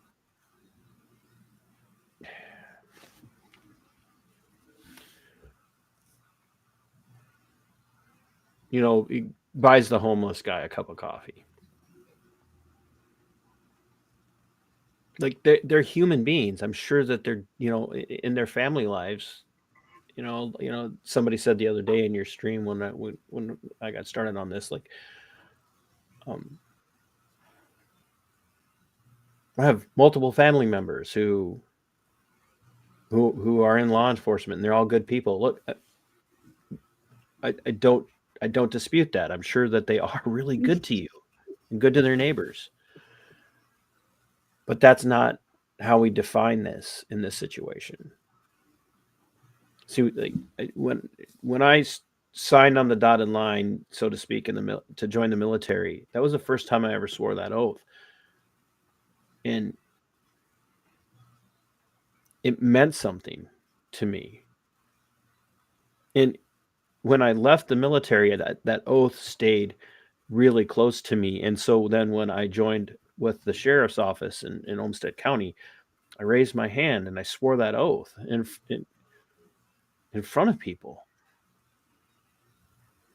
It meant something to me. And then I watched in 2020 during COVID as moms in Idaho, literally at a public park outside, were arrested for being in a public park.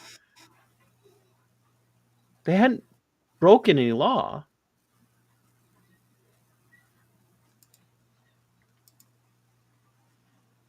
But good cops who, prior to 2020, were now arresting mothers for having their kids in a park in public during COVID because the mayor decided the park should be closed. That's a bad cop.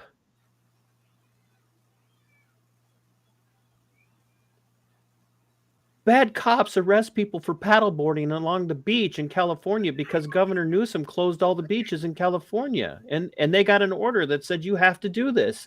And so they said, well, I got an order, so I have to follow it because I took an oath that says not only do I protect the Constitution of the U.S. and California, but now I also enforce the laws. And I guess if the governor says I have to do something, that's following an order. It's a lawful order, so I have to do it. No, you stand up and you say, no, Mr. Governor, Mr. Mayor, Mr. County Commissioner, I'm not doing that. It's the cops in Mississippi who wrote tickets to people for sitting in their cars in their church parking lot, listening to their pastor preach over the radio systems. Because the church said, no, you don't have a right to shut us down, but what we'll do is we'll comply with you to a degree, and instead of meeting inside, we'll sit in our cars and we'll broadcast the message to the people in their cars with a little FM transmitter. And they wrote them tickets and they shut the church down. Harry Brown in Florida, I don't like him. I do not like the Holy Spirit bartender. I think he's a charlatan and a hack. But he kept his church open. And they showed up to his house and they arrested him. What was his crime? You want to tell me about bad cops being the minority, bad agencies being the minority? And I love you, Coop, but you're wrong. They showed up and they arrested a pastor in his house in Florida.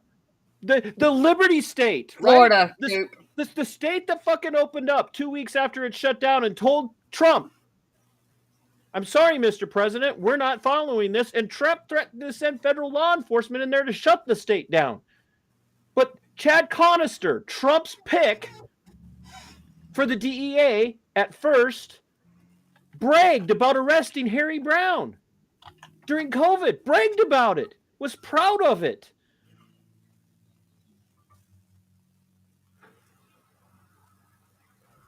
Over and over and over and over again, troopers in New Jersey seized beer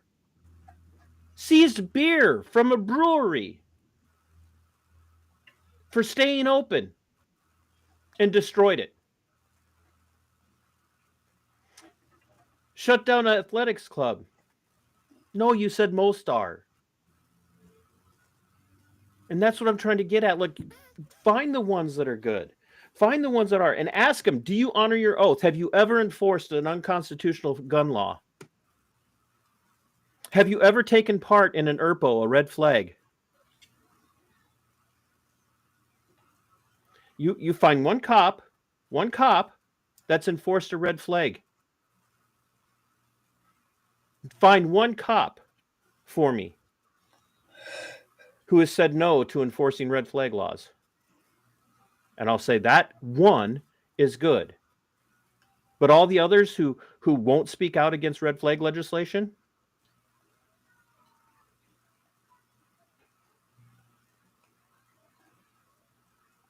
They're bad. They're bad.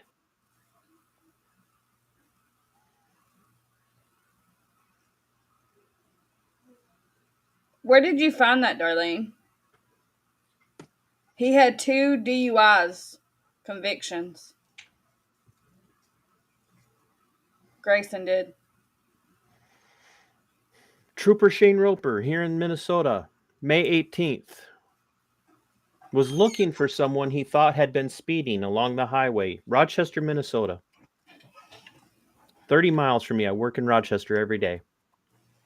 On May 18th, looking for a suspected speeder, got off the highway, got onto a surface road, and was doing 84 miles an hour, no lights, no sirens.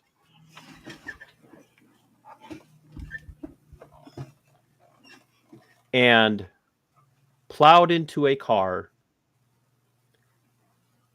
pushed it into another car. Everybody was injured and killed a young lady by the name of Olivia Flores, 18 years old, was 2 weeks away from her high school graduation. Rochester, Minnesota Police Department took over the investigation. It took them 3 months. 3 months to turn it over, and another month for the county attorney to finally press charges.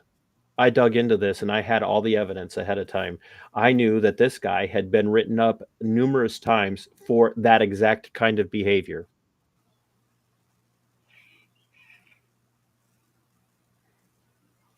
His direct supervisor of the barracks, the state patrol barracks that he worked out of, is now the commander of the Minnesota State Patrol. Her response? Trooper Roper's conduct and actions do not reflect the values and the ethics of the Minnesota State Patrol. We are saddened by these, and we hope that justice is done. She allowed him on 3 different occasions. Wrecked 3 squad cars prior to this incident. Had been cited numerous times by his agency and sent to corrective driving classes and kept his job.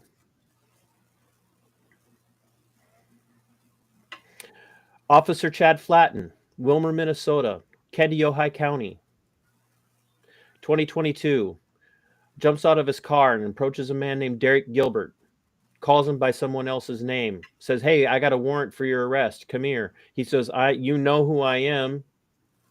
I'm Derek Gilbert." He says, "No, I need you to identify yourself because I know that you're not Derek Gilbert." Calls back up. Their C6 agency, their conglomeration of people in that region, violent crimes and drugs task force, pull up on scene. 2 deputies from Kandiyohi County pull up. Another officer from Wilmer pulls up, and they beat the brakes off of Derek Gilbert and then arrest him for resisting arrest on a false warrant that wasn't for him.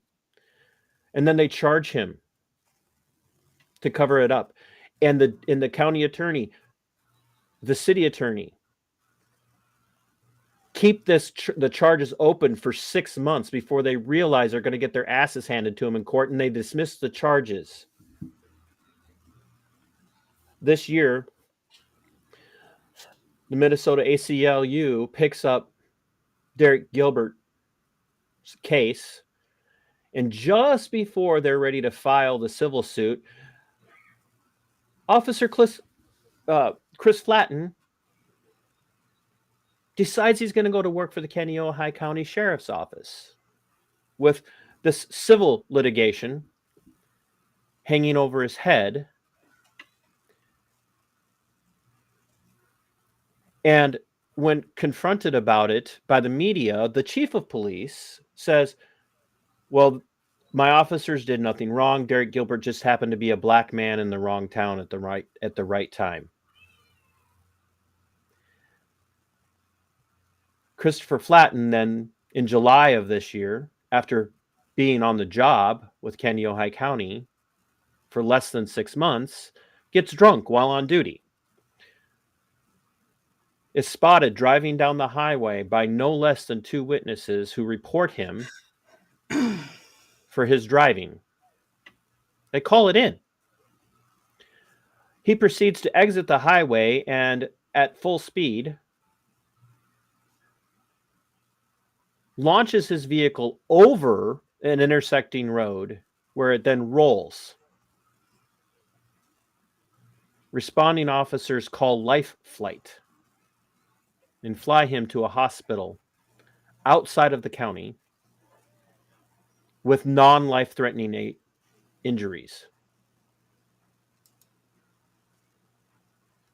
Minnesota State Patrol officer finally finds his balls, realizes that the smell of alcohol is so strong in the squad that he has no choice but to get a warrant. Gets the warrant, has the warrant called in, picked up by a trooper near the hospital. The trooper shows up. Officer Flatten refuses to comply with the warrant, and they allow it.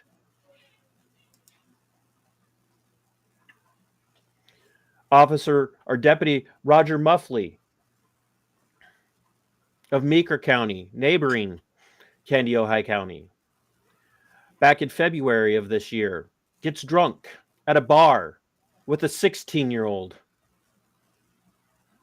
Gets in his vehicle, leaves the bar with the 16-year-old, with his service weapon stuffed under his seat, in his control. Gets stopped by the Candy Ojai County Sheriff's Office. Catches himself a DUI.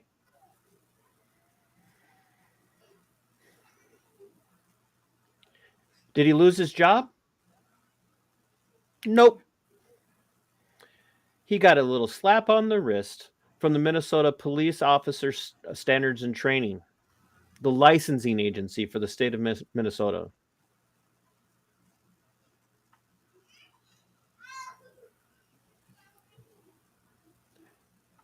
Three years suspended sentence, or 3 years suspension of his license. Well, excuse me. It was 120 days suspension of his license. So he only had to do 2 days of it suspended. And as long as he doesn't get in any more trouble for the next 3 years, he doesn't have to worry about losing his license. Drunk, driving, firearm, 16-year-old. If that were you, drunk, driving, firearm, 16-year-old, what would have happened to you? Probably, was it his 16-year-old? No, it was somebody else's 16-year-old. Whoa. Mr. Muffley had worked previously as a school resource officer in Texas. He lost his license in Texas. Willful forfeiture. I asked a friend of mine who's in law enforcement in Texas what that, and I don't know the exact terminology, the way Texas words it. But this friend was very clear that the way it was worded, he gave up his license to avoid criminal charges. Wow. Moved to Minnesota. No, Mr. Coop, I'm not saying that every law enforcement agency needs to be closed. What I'm saying is that every single law enforcement agency in the United States needs massive reform, and it needs to start with their funding being tied to constitutional training and ethics training with very strict, regimented responsibilities. Every year, every officer in every freaking state is required to do continuing education. Every state requires that. I cannot find one that doesn't. Especially in the mental health area. That's for situations like with Massey. That's number 2. Number 1, every year, 40 hours minimum, constitutional scholars come in and teach your officers what it means to abide by the Constitution of the United States and the Constitution of the state that you live in.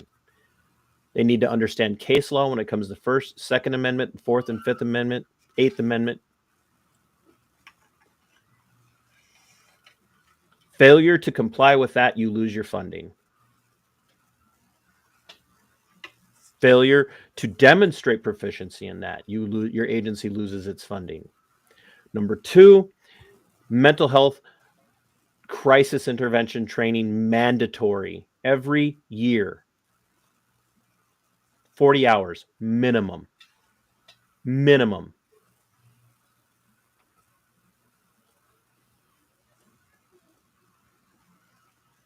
Minimum. Because we live in a society where it's an inherent evil. We are surrounded by evil people. I do not believe in the basic goodness of humanity. All you have to do is watch videos like this to see that there is no such thing as a basic goodness of humanity. I mean, what are we talking about right now? The big thing, child trafficking, right? We're gonna stop that. We're gonna stop the evil of that, and we should.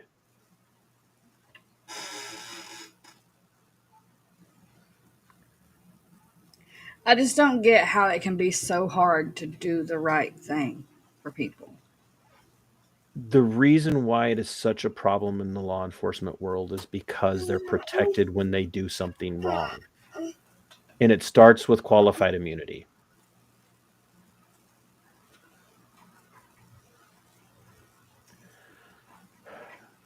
Qualified immunity needs to be absolutely destroyed in the United States.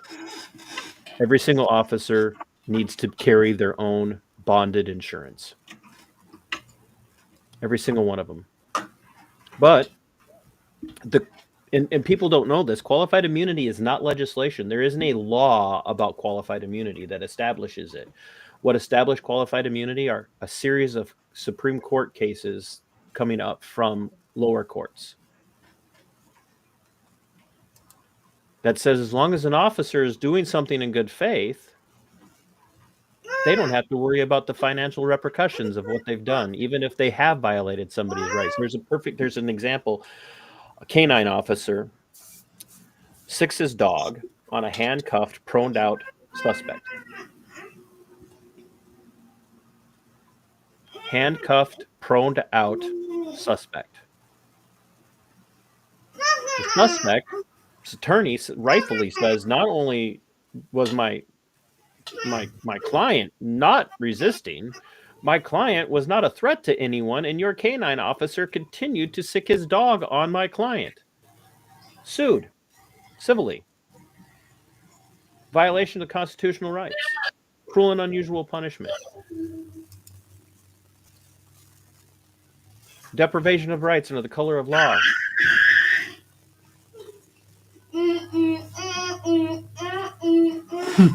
Eventually goes to the courts, and the Supreme Court rules this isn't the qualified immunity remains intact, because no officer's ever been in this situation before that we've ruled on, where the suspect's been compliant, handcuffed, and proned out.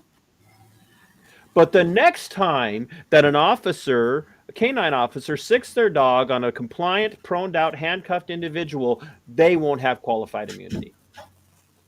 Because now we've established a pattern. Another case comes up. Suspect is handcuffed and sitting down. We should think to ourselves, hey, qualified immunity won't attach here, right? No. Guess what the courts decided?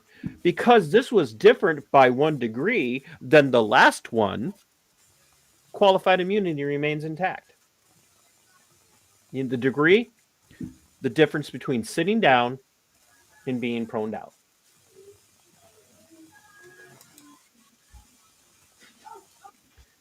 And when I say qualified immunity, what I'm referring to is, did you know that every single person who works for the government has qualified immunity? Prosecutors, it's next to impossible to civilly litigate for damages against a prosecutor for malicious prosecution because they have prosecutorial immunity. Judges who go above and beyond what they're allowed to do have judicial immunity. Your legislators, when they pass a law that violates Love you, Mama. Be safe. Has legislative immunity. The president has, we just had this argument, right? The Democrats are pissed off about it, right? Trump's got immunity. If he breaks the law and related to his job, he doesn't have presidential immunity. Executive Biden had immunity. Biden had immunity. It doesn't matter what they do. And then they cover for each other. They pardon each other. Lieutenant Byrd, who shot Ashley Babbitt in the head or in the throat on January 6th. Yep. Good cop? By all reports, he was a great cop. Is he a good cop? He was protecting the legislators. They let them in. Not his fault. Good cop? Or is he a bad cop because he shot Ashley Babbitt? Or was he just a good cop doing a good thing and Ashley Babbitt was doing the wrong thing? How about the undercover cops that were on scene that day, that were inciting the riot? How about the cops on J6 who moved the barriers, who didn't render aid to the woman who was having a medical condition and she died as they were beating her? Yeah. Good cops? No. Just following orders?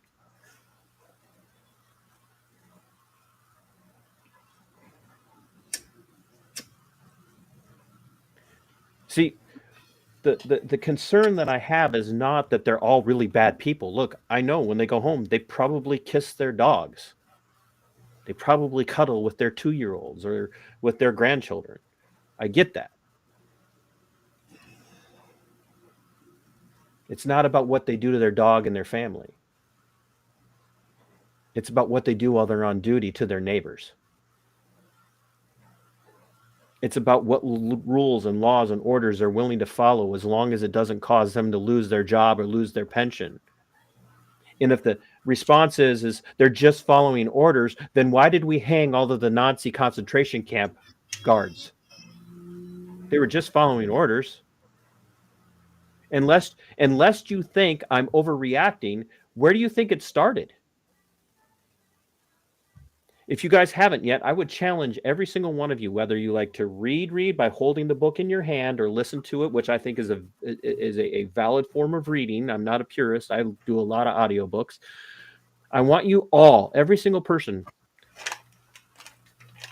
I want you all to go and read the book Ordinary Men.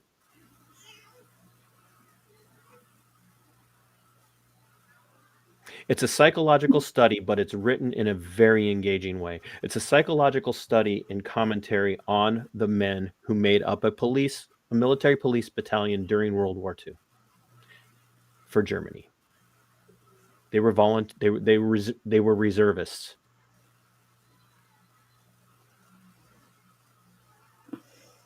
Who committed some of the most atrocious acts of the genocide. Ordinary men, just following orders. Can we finish this video? I'm sorry. I didn't know if we were going to watch the rest of it. I thought we kind of got through the brunt of it, but we can. I'm sorry. You're I good. I told you that this was going to be. I told you this was going to be like this when you asked me. I know. I have to reel you back in. Yeah, You can take down this. It's not a soap bar. It's a soapbox. God damn it. They don't make soapboxes anymore. All they gave me was a soap bar. So you're a dinosaur on a soap bar. Just create a box. Coop, I love you, man.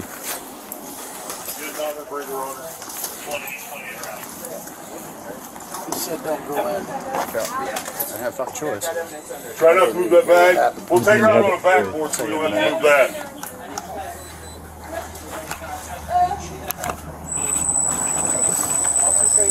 Yeah, he's good, dude. I made sure he was good. Yeah, he was here for the whole thing.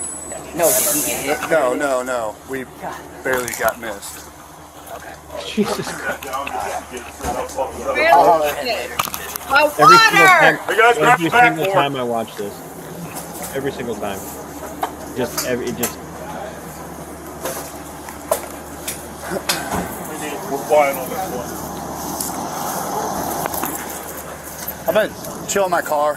I'm gonna chill in my car for a minute. Everything about this is so bad. Like, I got it. So my car. they should, at the very least, have Camera off. immediately released Turn off. Camera's off. cameras off. Okay. Never wanted Also to join have this this. club, but I never. This is Sonya's father speaking out after the appellate court says Grayson should be released for pre-trial. Wanted to join this club, but I'm still going to be standing with other families that have experienced the kind of hurt that I'm experiencing right now. He wants the man charged with his daughter's murder to stay behind bars, but the justice system may have different plans. Good evening. I'm Brendan Morano. And I'm Karina Rubio. Tomorrow marks 5 months since former Sangamon County Sheriff's Deputy Sean Grayson shot and killed Sonya Massey in her home.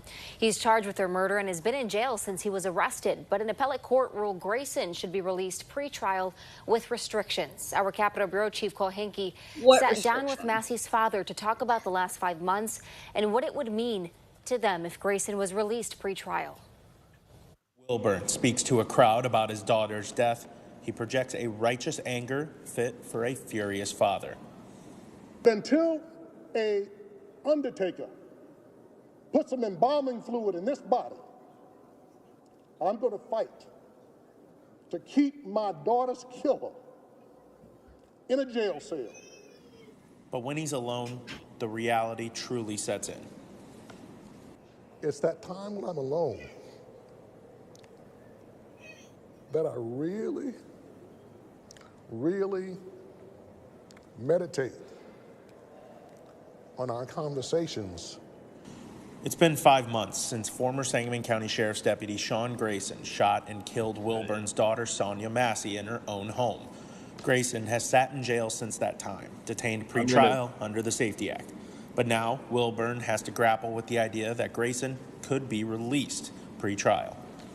Like, will it ever make sense?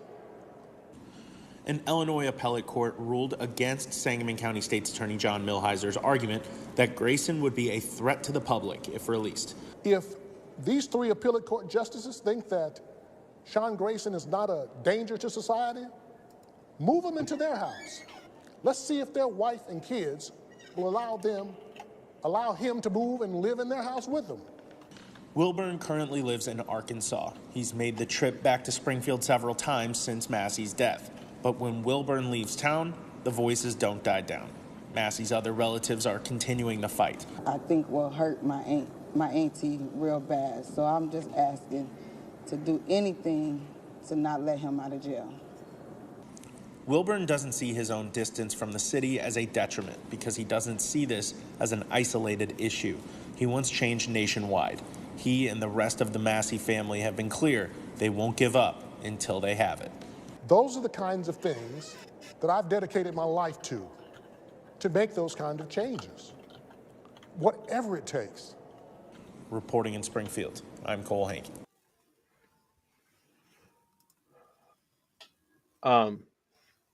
Coop said a couple of things. Earlier, he said, made the comment that he can agree to some of that, some of what I was saying about the critique, but that it's not just cops. It's all, people in government service, basically. And I agree with that 100%. Coop, you're right. Training and reform needs to happen across the board. Republican and Democrat, they're all dirty. They're all dirty.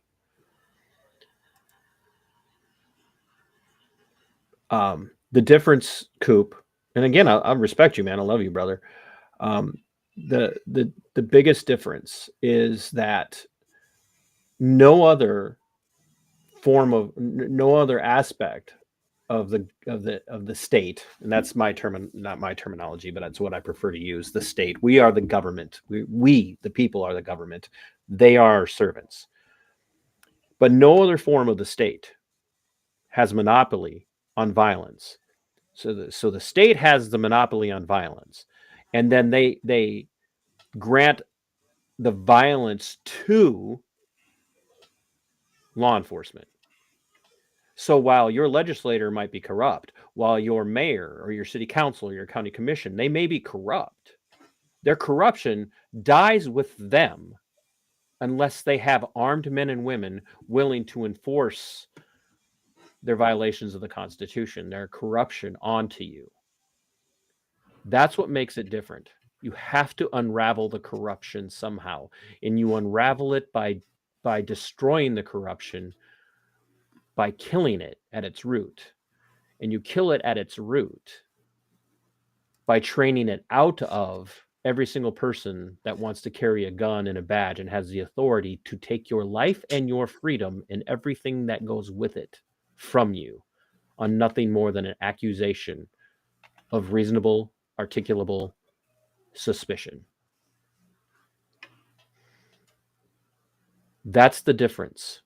My mayor cannot show up at my house and arrest me. My city council can't show up and arrest me. My county commissioners can't arrest me. My member of the House of Representatives can't arrest me. They can't kick me out of my house for not paying my property taxes without having people who have guns willing to do it. Every home foreclosure, every repossessed vehicle, every city ordinance, like having my chickens without a permit from my city, can only be enforced by men with guns and badges and the authority of the state to do violence to me for not following their rules, whatever those rules might be. Want to stand on the corner and preach the gospel of Jesus Christ? Until your city comes up with a noise ordinance that says you can't. Is the mayor going to come out and stop you? No. The mayor is going to pick up the phone and call someone with a gun to come stop you.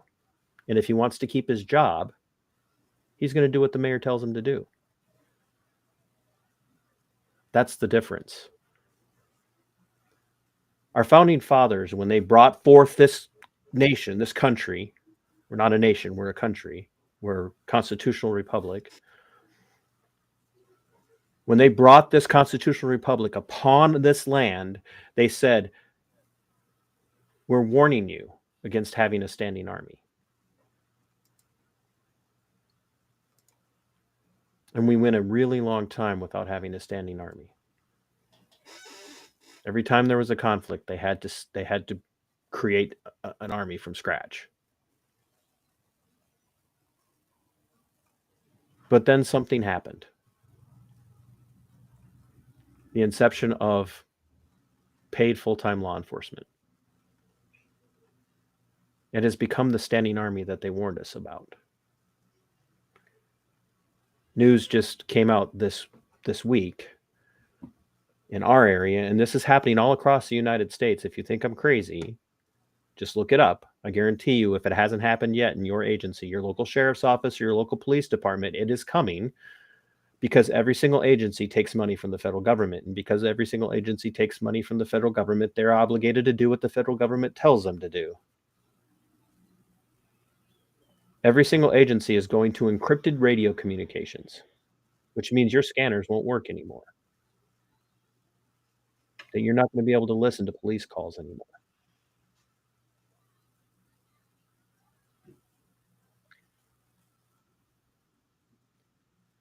The only problem with that is the fact that the only time that radio communications are encrypted is when you're being occupied by a violent force.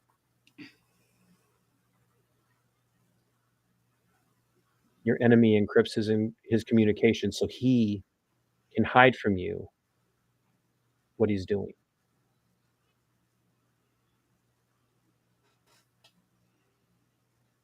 I know this is probably making me really unpopular with a lot of you. But we talk about this all the time, right? We hate, a lot of us, not every one of us, we hated what the left did. We hated Joe Biden. Fuck Joe Biden, right? Let's go Brandon, right? Yes. We hated it. I voted for Donald Trump just as a protest and because he promised to free Ross Ulbricht.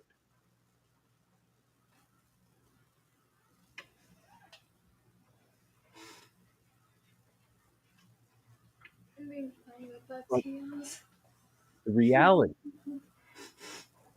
of all of that boils down to this. It's all one system stacked up against you. They're all part of it. And if you can look at a public school, and I know a lot of people, especially people in the conservative camp, are like, public schools are bad, the teachers are all corrupt, we got to do something about this.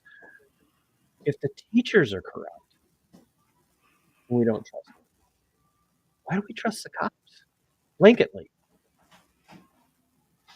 Teacher can't take your freedom.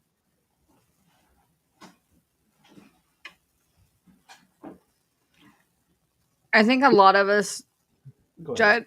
a lot of people judge the teachers over judging the police because the teachers mold our children into who they'll be.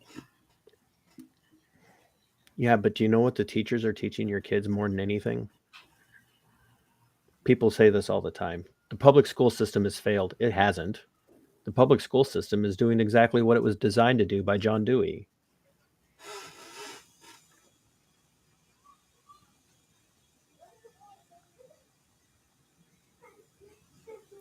The teachers teach your kids to be compliant. Every single public school's job is to teach your children to be good drones. Yep. To never brainwash question. them. Yep. To never question what the state tells them and what any representative of the state tells them to do.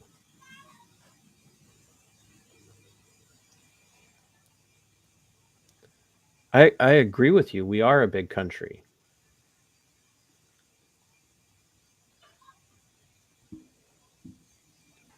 And yes, we were once a great republic, but we are never going to be great again. Donald Trump's not going to make America great again. The Democrats are never going to make America great again because they're all vying. They're all vying for the same thing, power. That's all they want. They just want power, and they want to stay in power. And this is why when I harp so much on think local, act local is get involved. Get involved locally. People that I worked literally in tandem with for years, and I have the body cam footage and I'll be putting it up, but my personal body cam footage is up of the situation already.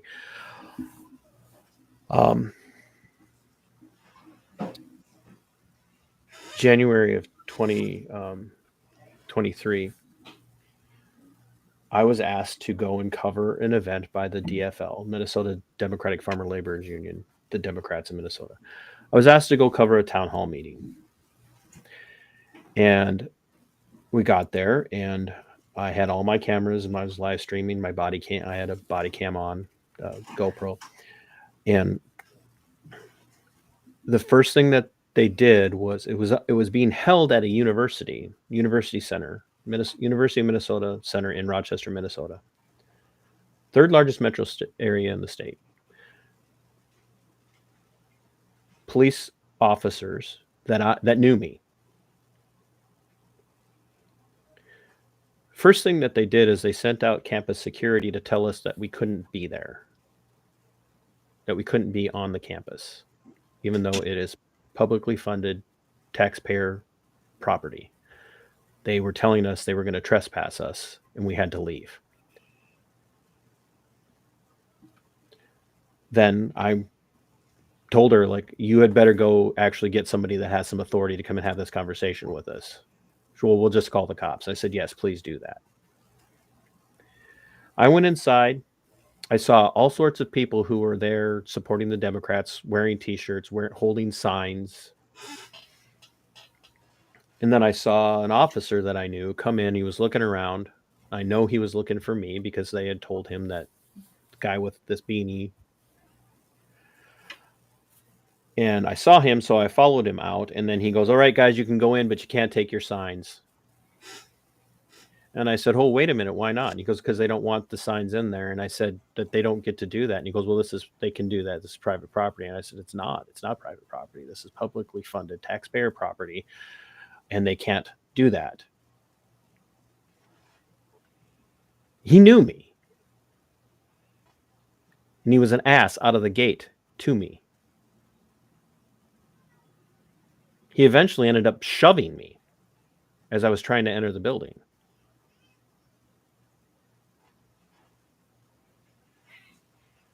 And then the university president tried to take my equipment from me, physically making contact with me. And I called to press charges on the university president. And the sergeant who took the call when I tried to press charges said, what's going on? I explained the situation to him. He watched the video. He went back, watched the body cam footage, came back and told me that if I proceeded to press charges, he was going to charge me with filing a false police report.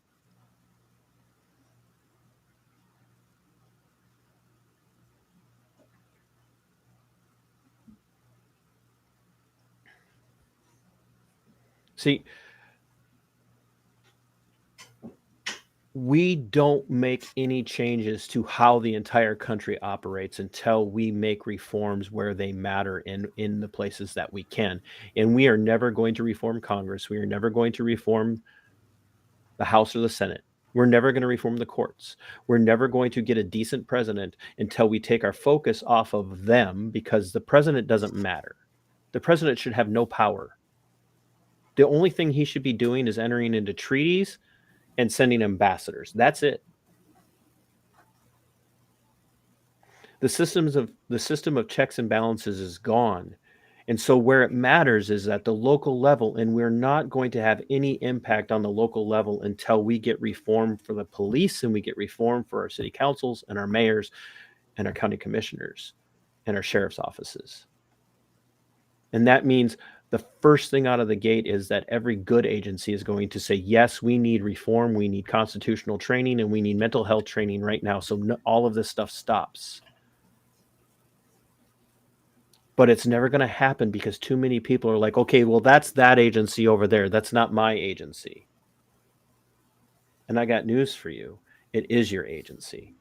I guarantee you there's somebody inside of your agency right now pulling their hair out because of the shit that's going on inside of their agency.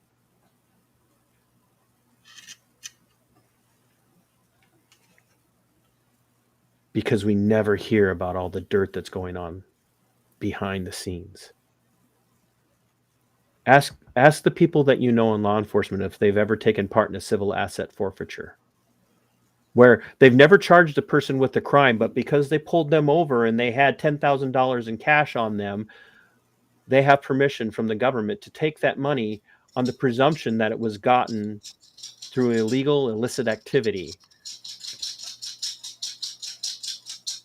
And since Skipper and I talk so much about veterans issues, look at the story of the veteran Marine who spent his life serving the United States, saved up his life savings, and was traveling to California. I think it was to California.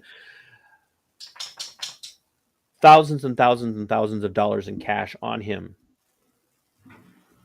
Driving through Arizona, gets pulled over.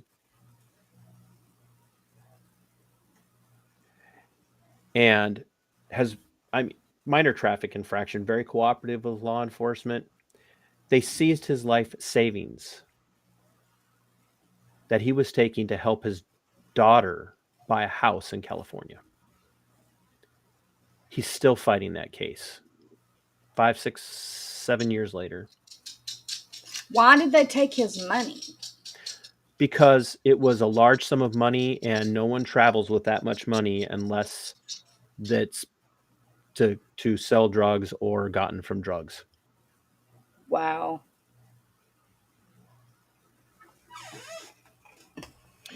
And if you don't think that can happen to you, it can. Yeah. It can happen to you. But it doesn't happen because the mayor makes that decision. It doesn't happen because the president makes that decision. It happens because some random good guy in a squad car pulls you over for doing 60 in a 55, or let's just say 80 in a 55. And he's really nice to you. He's really nice to you. Really good guy. Hey man, how you doing today? I'm all right. Do you know why I pulled you over? Yeah, I was speeding. Yeah, you were. Can I have your license and your registration, please? Proof of insurance? Absolutely. While I'm here, do you mind if I look at your car? Search your car? We are in a border state. No, not at all. I don't have anything to hide. Oh, thanks, man. Oh, hey, man, why do you have $10,000 in cash underneath your back seat? Oh, it's my life savings. I was a Marine. I got out. I cashed out my life savings, and I'm taking it to help my daughter buy a house in California. Do you have receipts for that? No. So you don't have receipts showing where you got all this cash? No. Can you hold on? Hey, yeah, this is Trooper so-and-so with Arizona State Patrol. I'm out here on a stop. I got a guy with like $8,000, $10,000 in cash. You guys still looking to do asset forfeiture on this? Yeah, okay. Thanks. That's the DEA that he talked to. So the DEA and that local agency, they have an agreement. The DEA comes in, they do the forfeiture. They keep 20% and the agency keeps 80%. And they can take your car too if they want. No crime. No reasonable articulable suspicion of a crime. No probable cause for a crime. No warrant.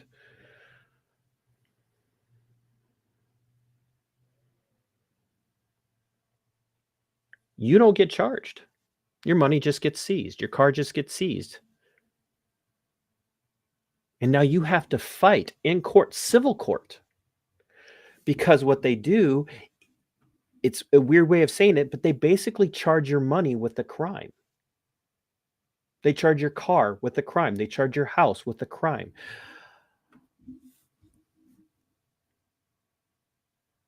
And then you have to go and hire an attorney, even though you've done nothing wrong. You have to go hire an attorney to prove that you've done nothing wrong and spend thousands of dollars to get back your thousands of dollars. And if you don't win, you're out the thousands of dollars and the agency gets to keep your money. It's bullshit. You think there's any incentive for cops to pull people over for doing 65 in a 55 or 60 in a 55? Or it's why when I put out my videos, dash cam videos, and I'm pointing out cops speeding, you will see 98% of the time I'm dead on the nuts on the speed limit.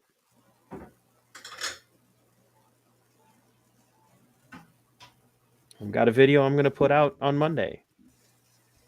Rochester, Minnesota Police K-9 Unit driving down Highway 63, doing well above the speed limit. No lights, no sirens. Minnesota state law says that if an officer is going to speed, they're going to break traffic code, violate traffic code. They have to have a compelling reason, and they have to have their lights and their sirens on. I have video after video after video after video after video of Minnesota state troopers, Olmsted County sheriff's officers, police departments from all over the region violating traffic code, no lights, no sirens. And people are like, well, you don't know the story. I don't need to know the story, because if they're running to an emergency, they're required to have lights and sirens on and drive with due care. According to Minnesota codes that they are tasked with enforcing. But they can pull you over for doing 2 miles an hour, 5 miles an hour, 15 miles an hour over, and take everything from you. And if you don't cooperate, in the sense of, I will tell you, you sign for a driver's license, you're agreeing to give your driver's license when you're stopped on a traffic stop. You're agreeing to the rules of the road. So you comply. But you're a fool if you don't turn your cell phone on and record it, or have a dash cam. You're a fool if you don't take it to court. But if you don't roll your window down to exactly the level that they want it at, you're going to have a bad day.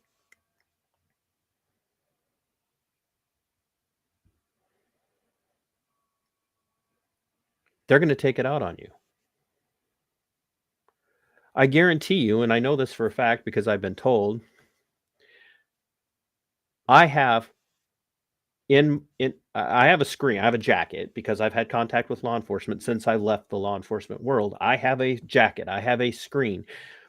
And in that screen, it says not friendly to law enforcement. Because, and Coop, I love you, but you said you hate them. I don't hate them, Coop. I don't hate them. Nothing breaks my heart more than to hear about a cop getting shot. Because any day it could be my brother. Any day it could be one of the guys that I still consider friends, even though they won't talk to me anymore after what was done to me. And the reason that they don't talk to me is, one, because it's dangerous to be associated with me.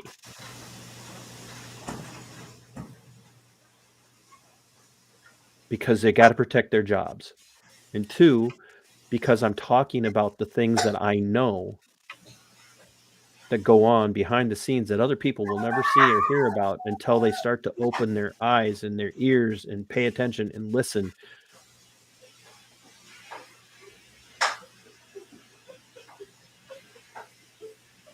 The system is broken and it's corrupt.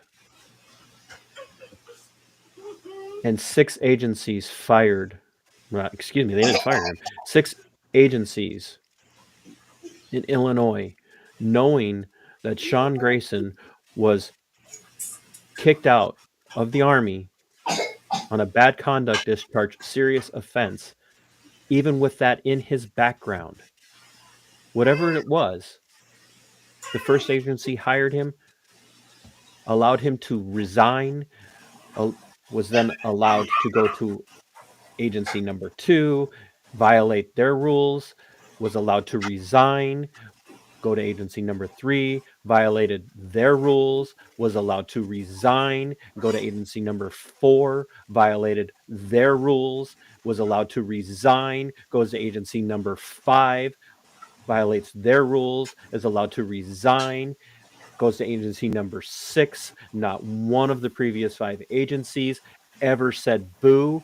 All of them hired him despite his bad conduct discharge, never asked any questions about his bad conduct discharge, what caused it, what was it, why, what's going on with him, never reevaluated him on a psych eval, because I guarantee you after the first 2 attempts at termination before resignation, he would have not passed a psych eval if the psych evaluator was doing their goddamn job. He goes to agency number 6, is allowed to take the job, and murders Sonya Massey and says it's her fault. She set this up. That fucking bitch is crazy. Yep. No, that poor woman is dead because the system allowed Sean Grayson, and every officer and every deputy that knew him, surrounded him, knew he was dangerous, and they didn't do a goddamn thing. But I bet when they go home, they kiss their dog and love their wife and cuddle their kids and tuck them into bed very nicely every night. I don't hate them. My heart grieves for them and breaks for them when they have to put up with all the shit that they put up with, because I know what it's like. There's an You don't old hate them, you want them to do better. there is an old Latin statement. Qui tacet conspirator videtur. He who is silent is known to consent. It was used in the courts for the longest time in Europe. That's where the phrase "excuse my French, Your Honor" comes from, by the way. You were only allowed to speak Latin in the courts, especially in France. And then if somebody were to come in, they would who didn't know Latin, but they were representing themselves, they would say, excuse in French, they would say, excuse my French, excusez-moi le français. And that was them appealing to the courts to not make them speak Latin. But that phrase was used in the courts in Latin.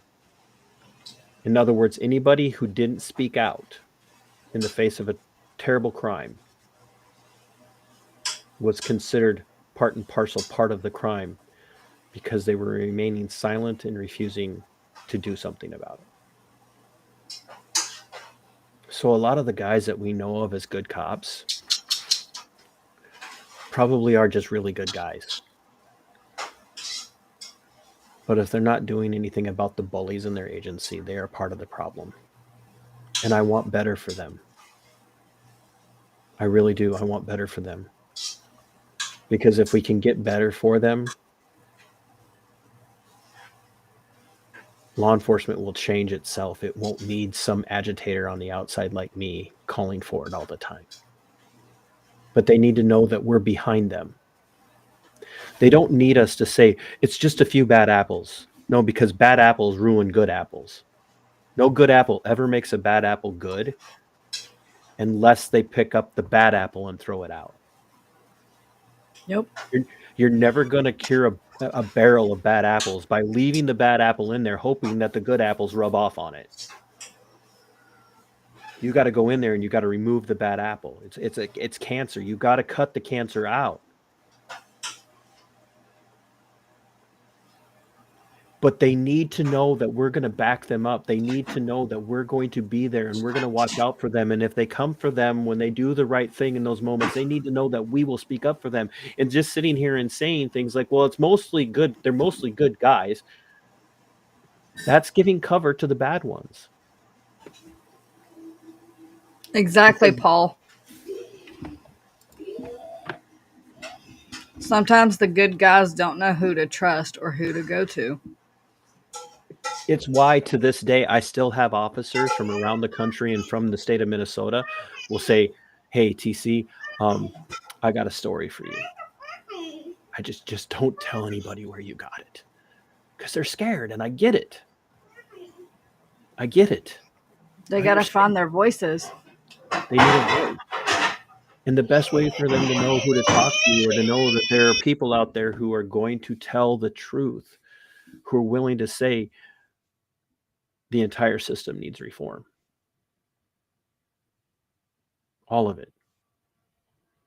But we have to start with where it matters the most, and where it matters the most are with the people who put on the uniform and have a badge and a gun and the authority of the state to take your freedom. That's why the auditing community, the First Amendment and the Second Amendment auditing community, isn't full of a bunch of left-wing radicals. It's not full of Antifa people. Did you know that the vast majority of people who are making up the auditing community now are coming from the veterans ranks? Like the Angry Vet, Flex Your Freedoms down in Waterloo, Iowa, went over and fought in Afghanistan and came home and did not recognize what was going on in Waterloo, Iowa, and now has been arrested and sat in jail for merely filming police. The state of Florida now has a 25-foot rule. You have to be 25 feet away if you're going to film law enforcement, or they'll arrest you for interference.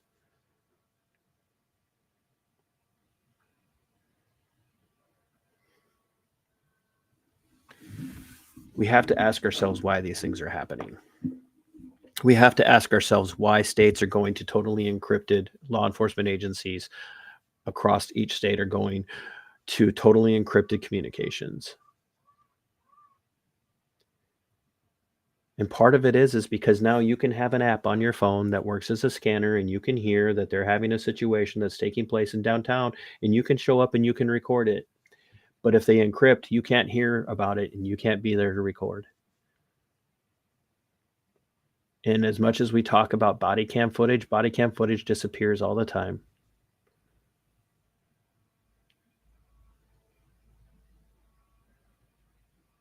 Just go watch my Justice for Pam series and listen to the stuff that I brought out about her story. We're going on 3 hours, so I love you, Coop. I just want you to understand why this is so important to me. It's because I love the men and women in blue, and I have friends that are there and a brother that's there, and these people will not talk. A lot of them will not talk to me because I'm dangerous. It's dangerous to be affiliated with me. So I really appreciate you inviting me on, Georgie. Of course.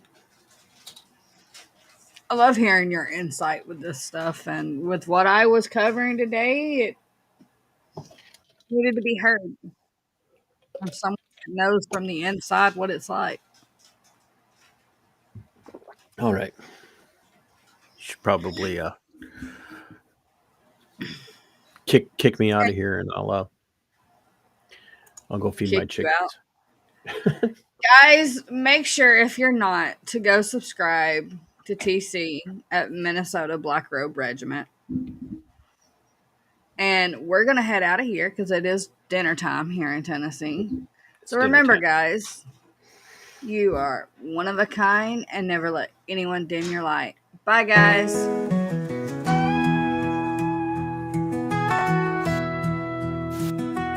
Georgie's gotta go for now. She's got a role to play.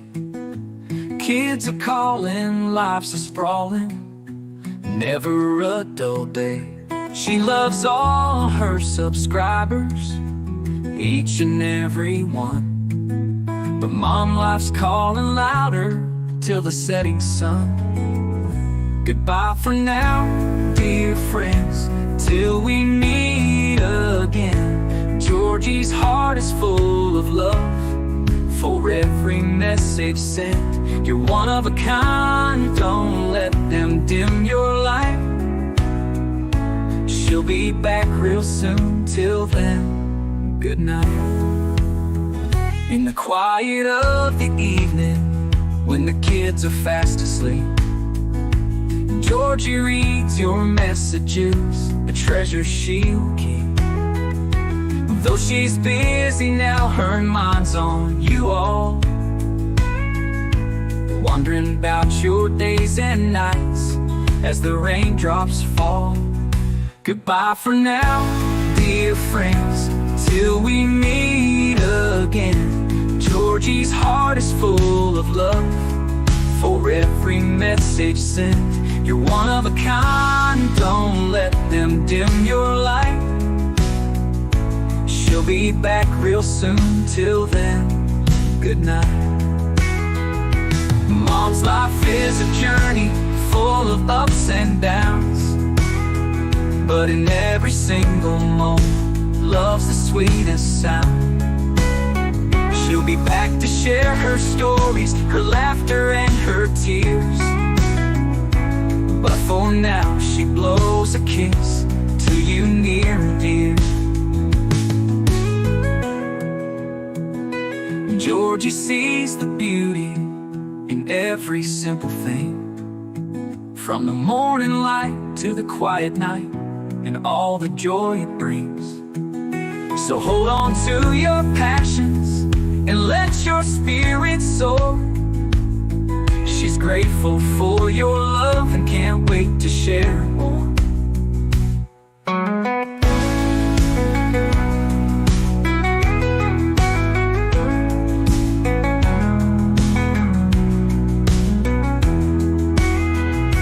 Georgie sees the beauty in every simple thing, From the morning light to the quiet night, and all the joy it brings.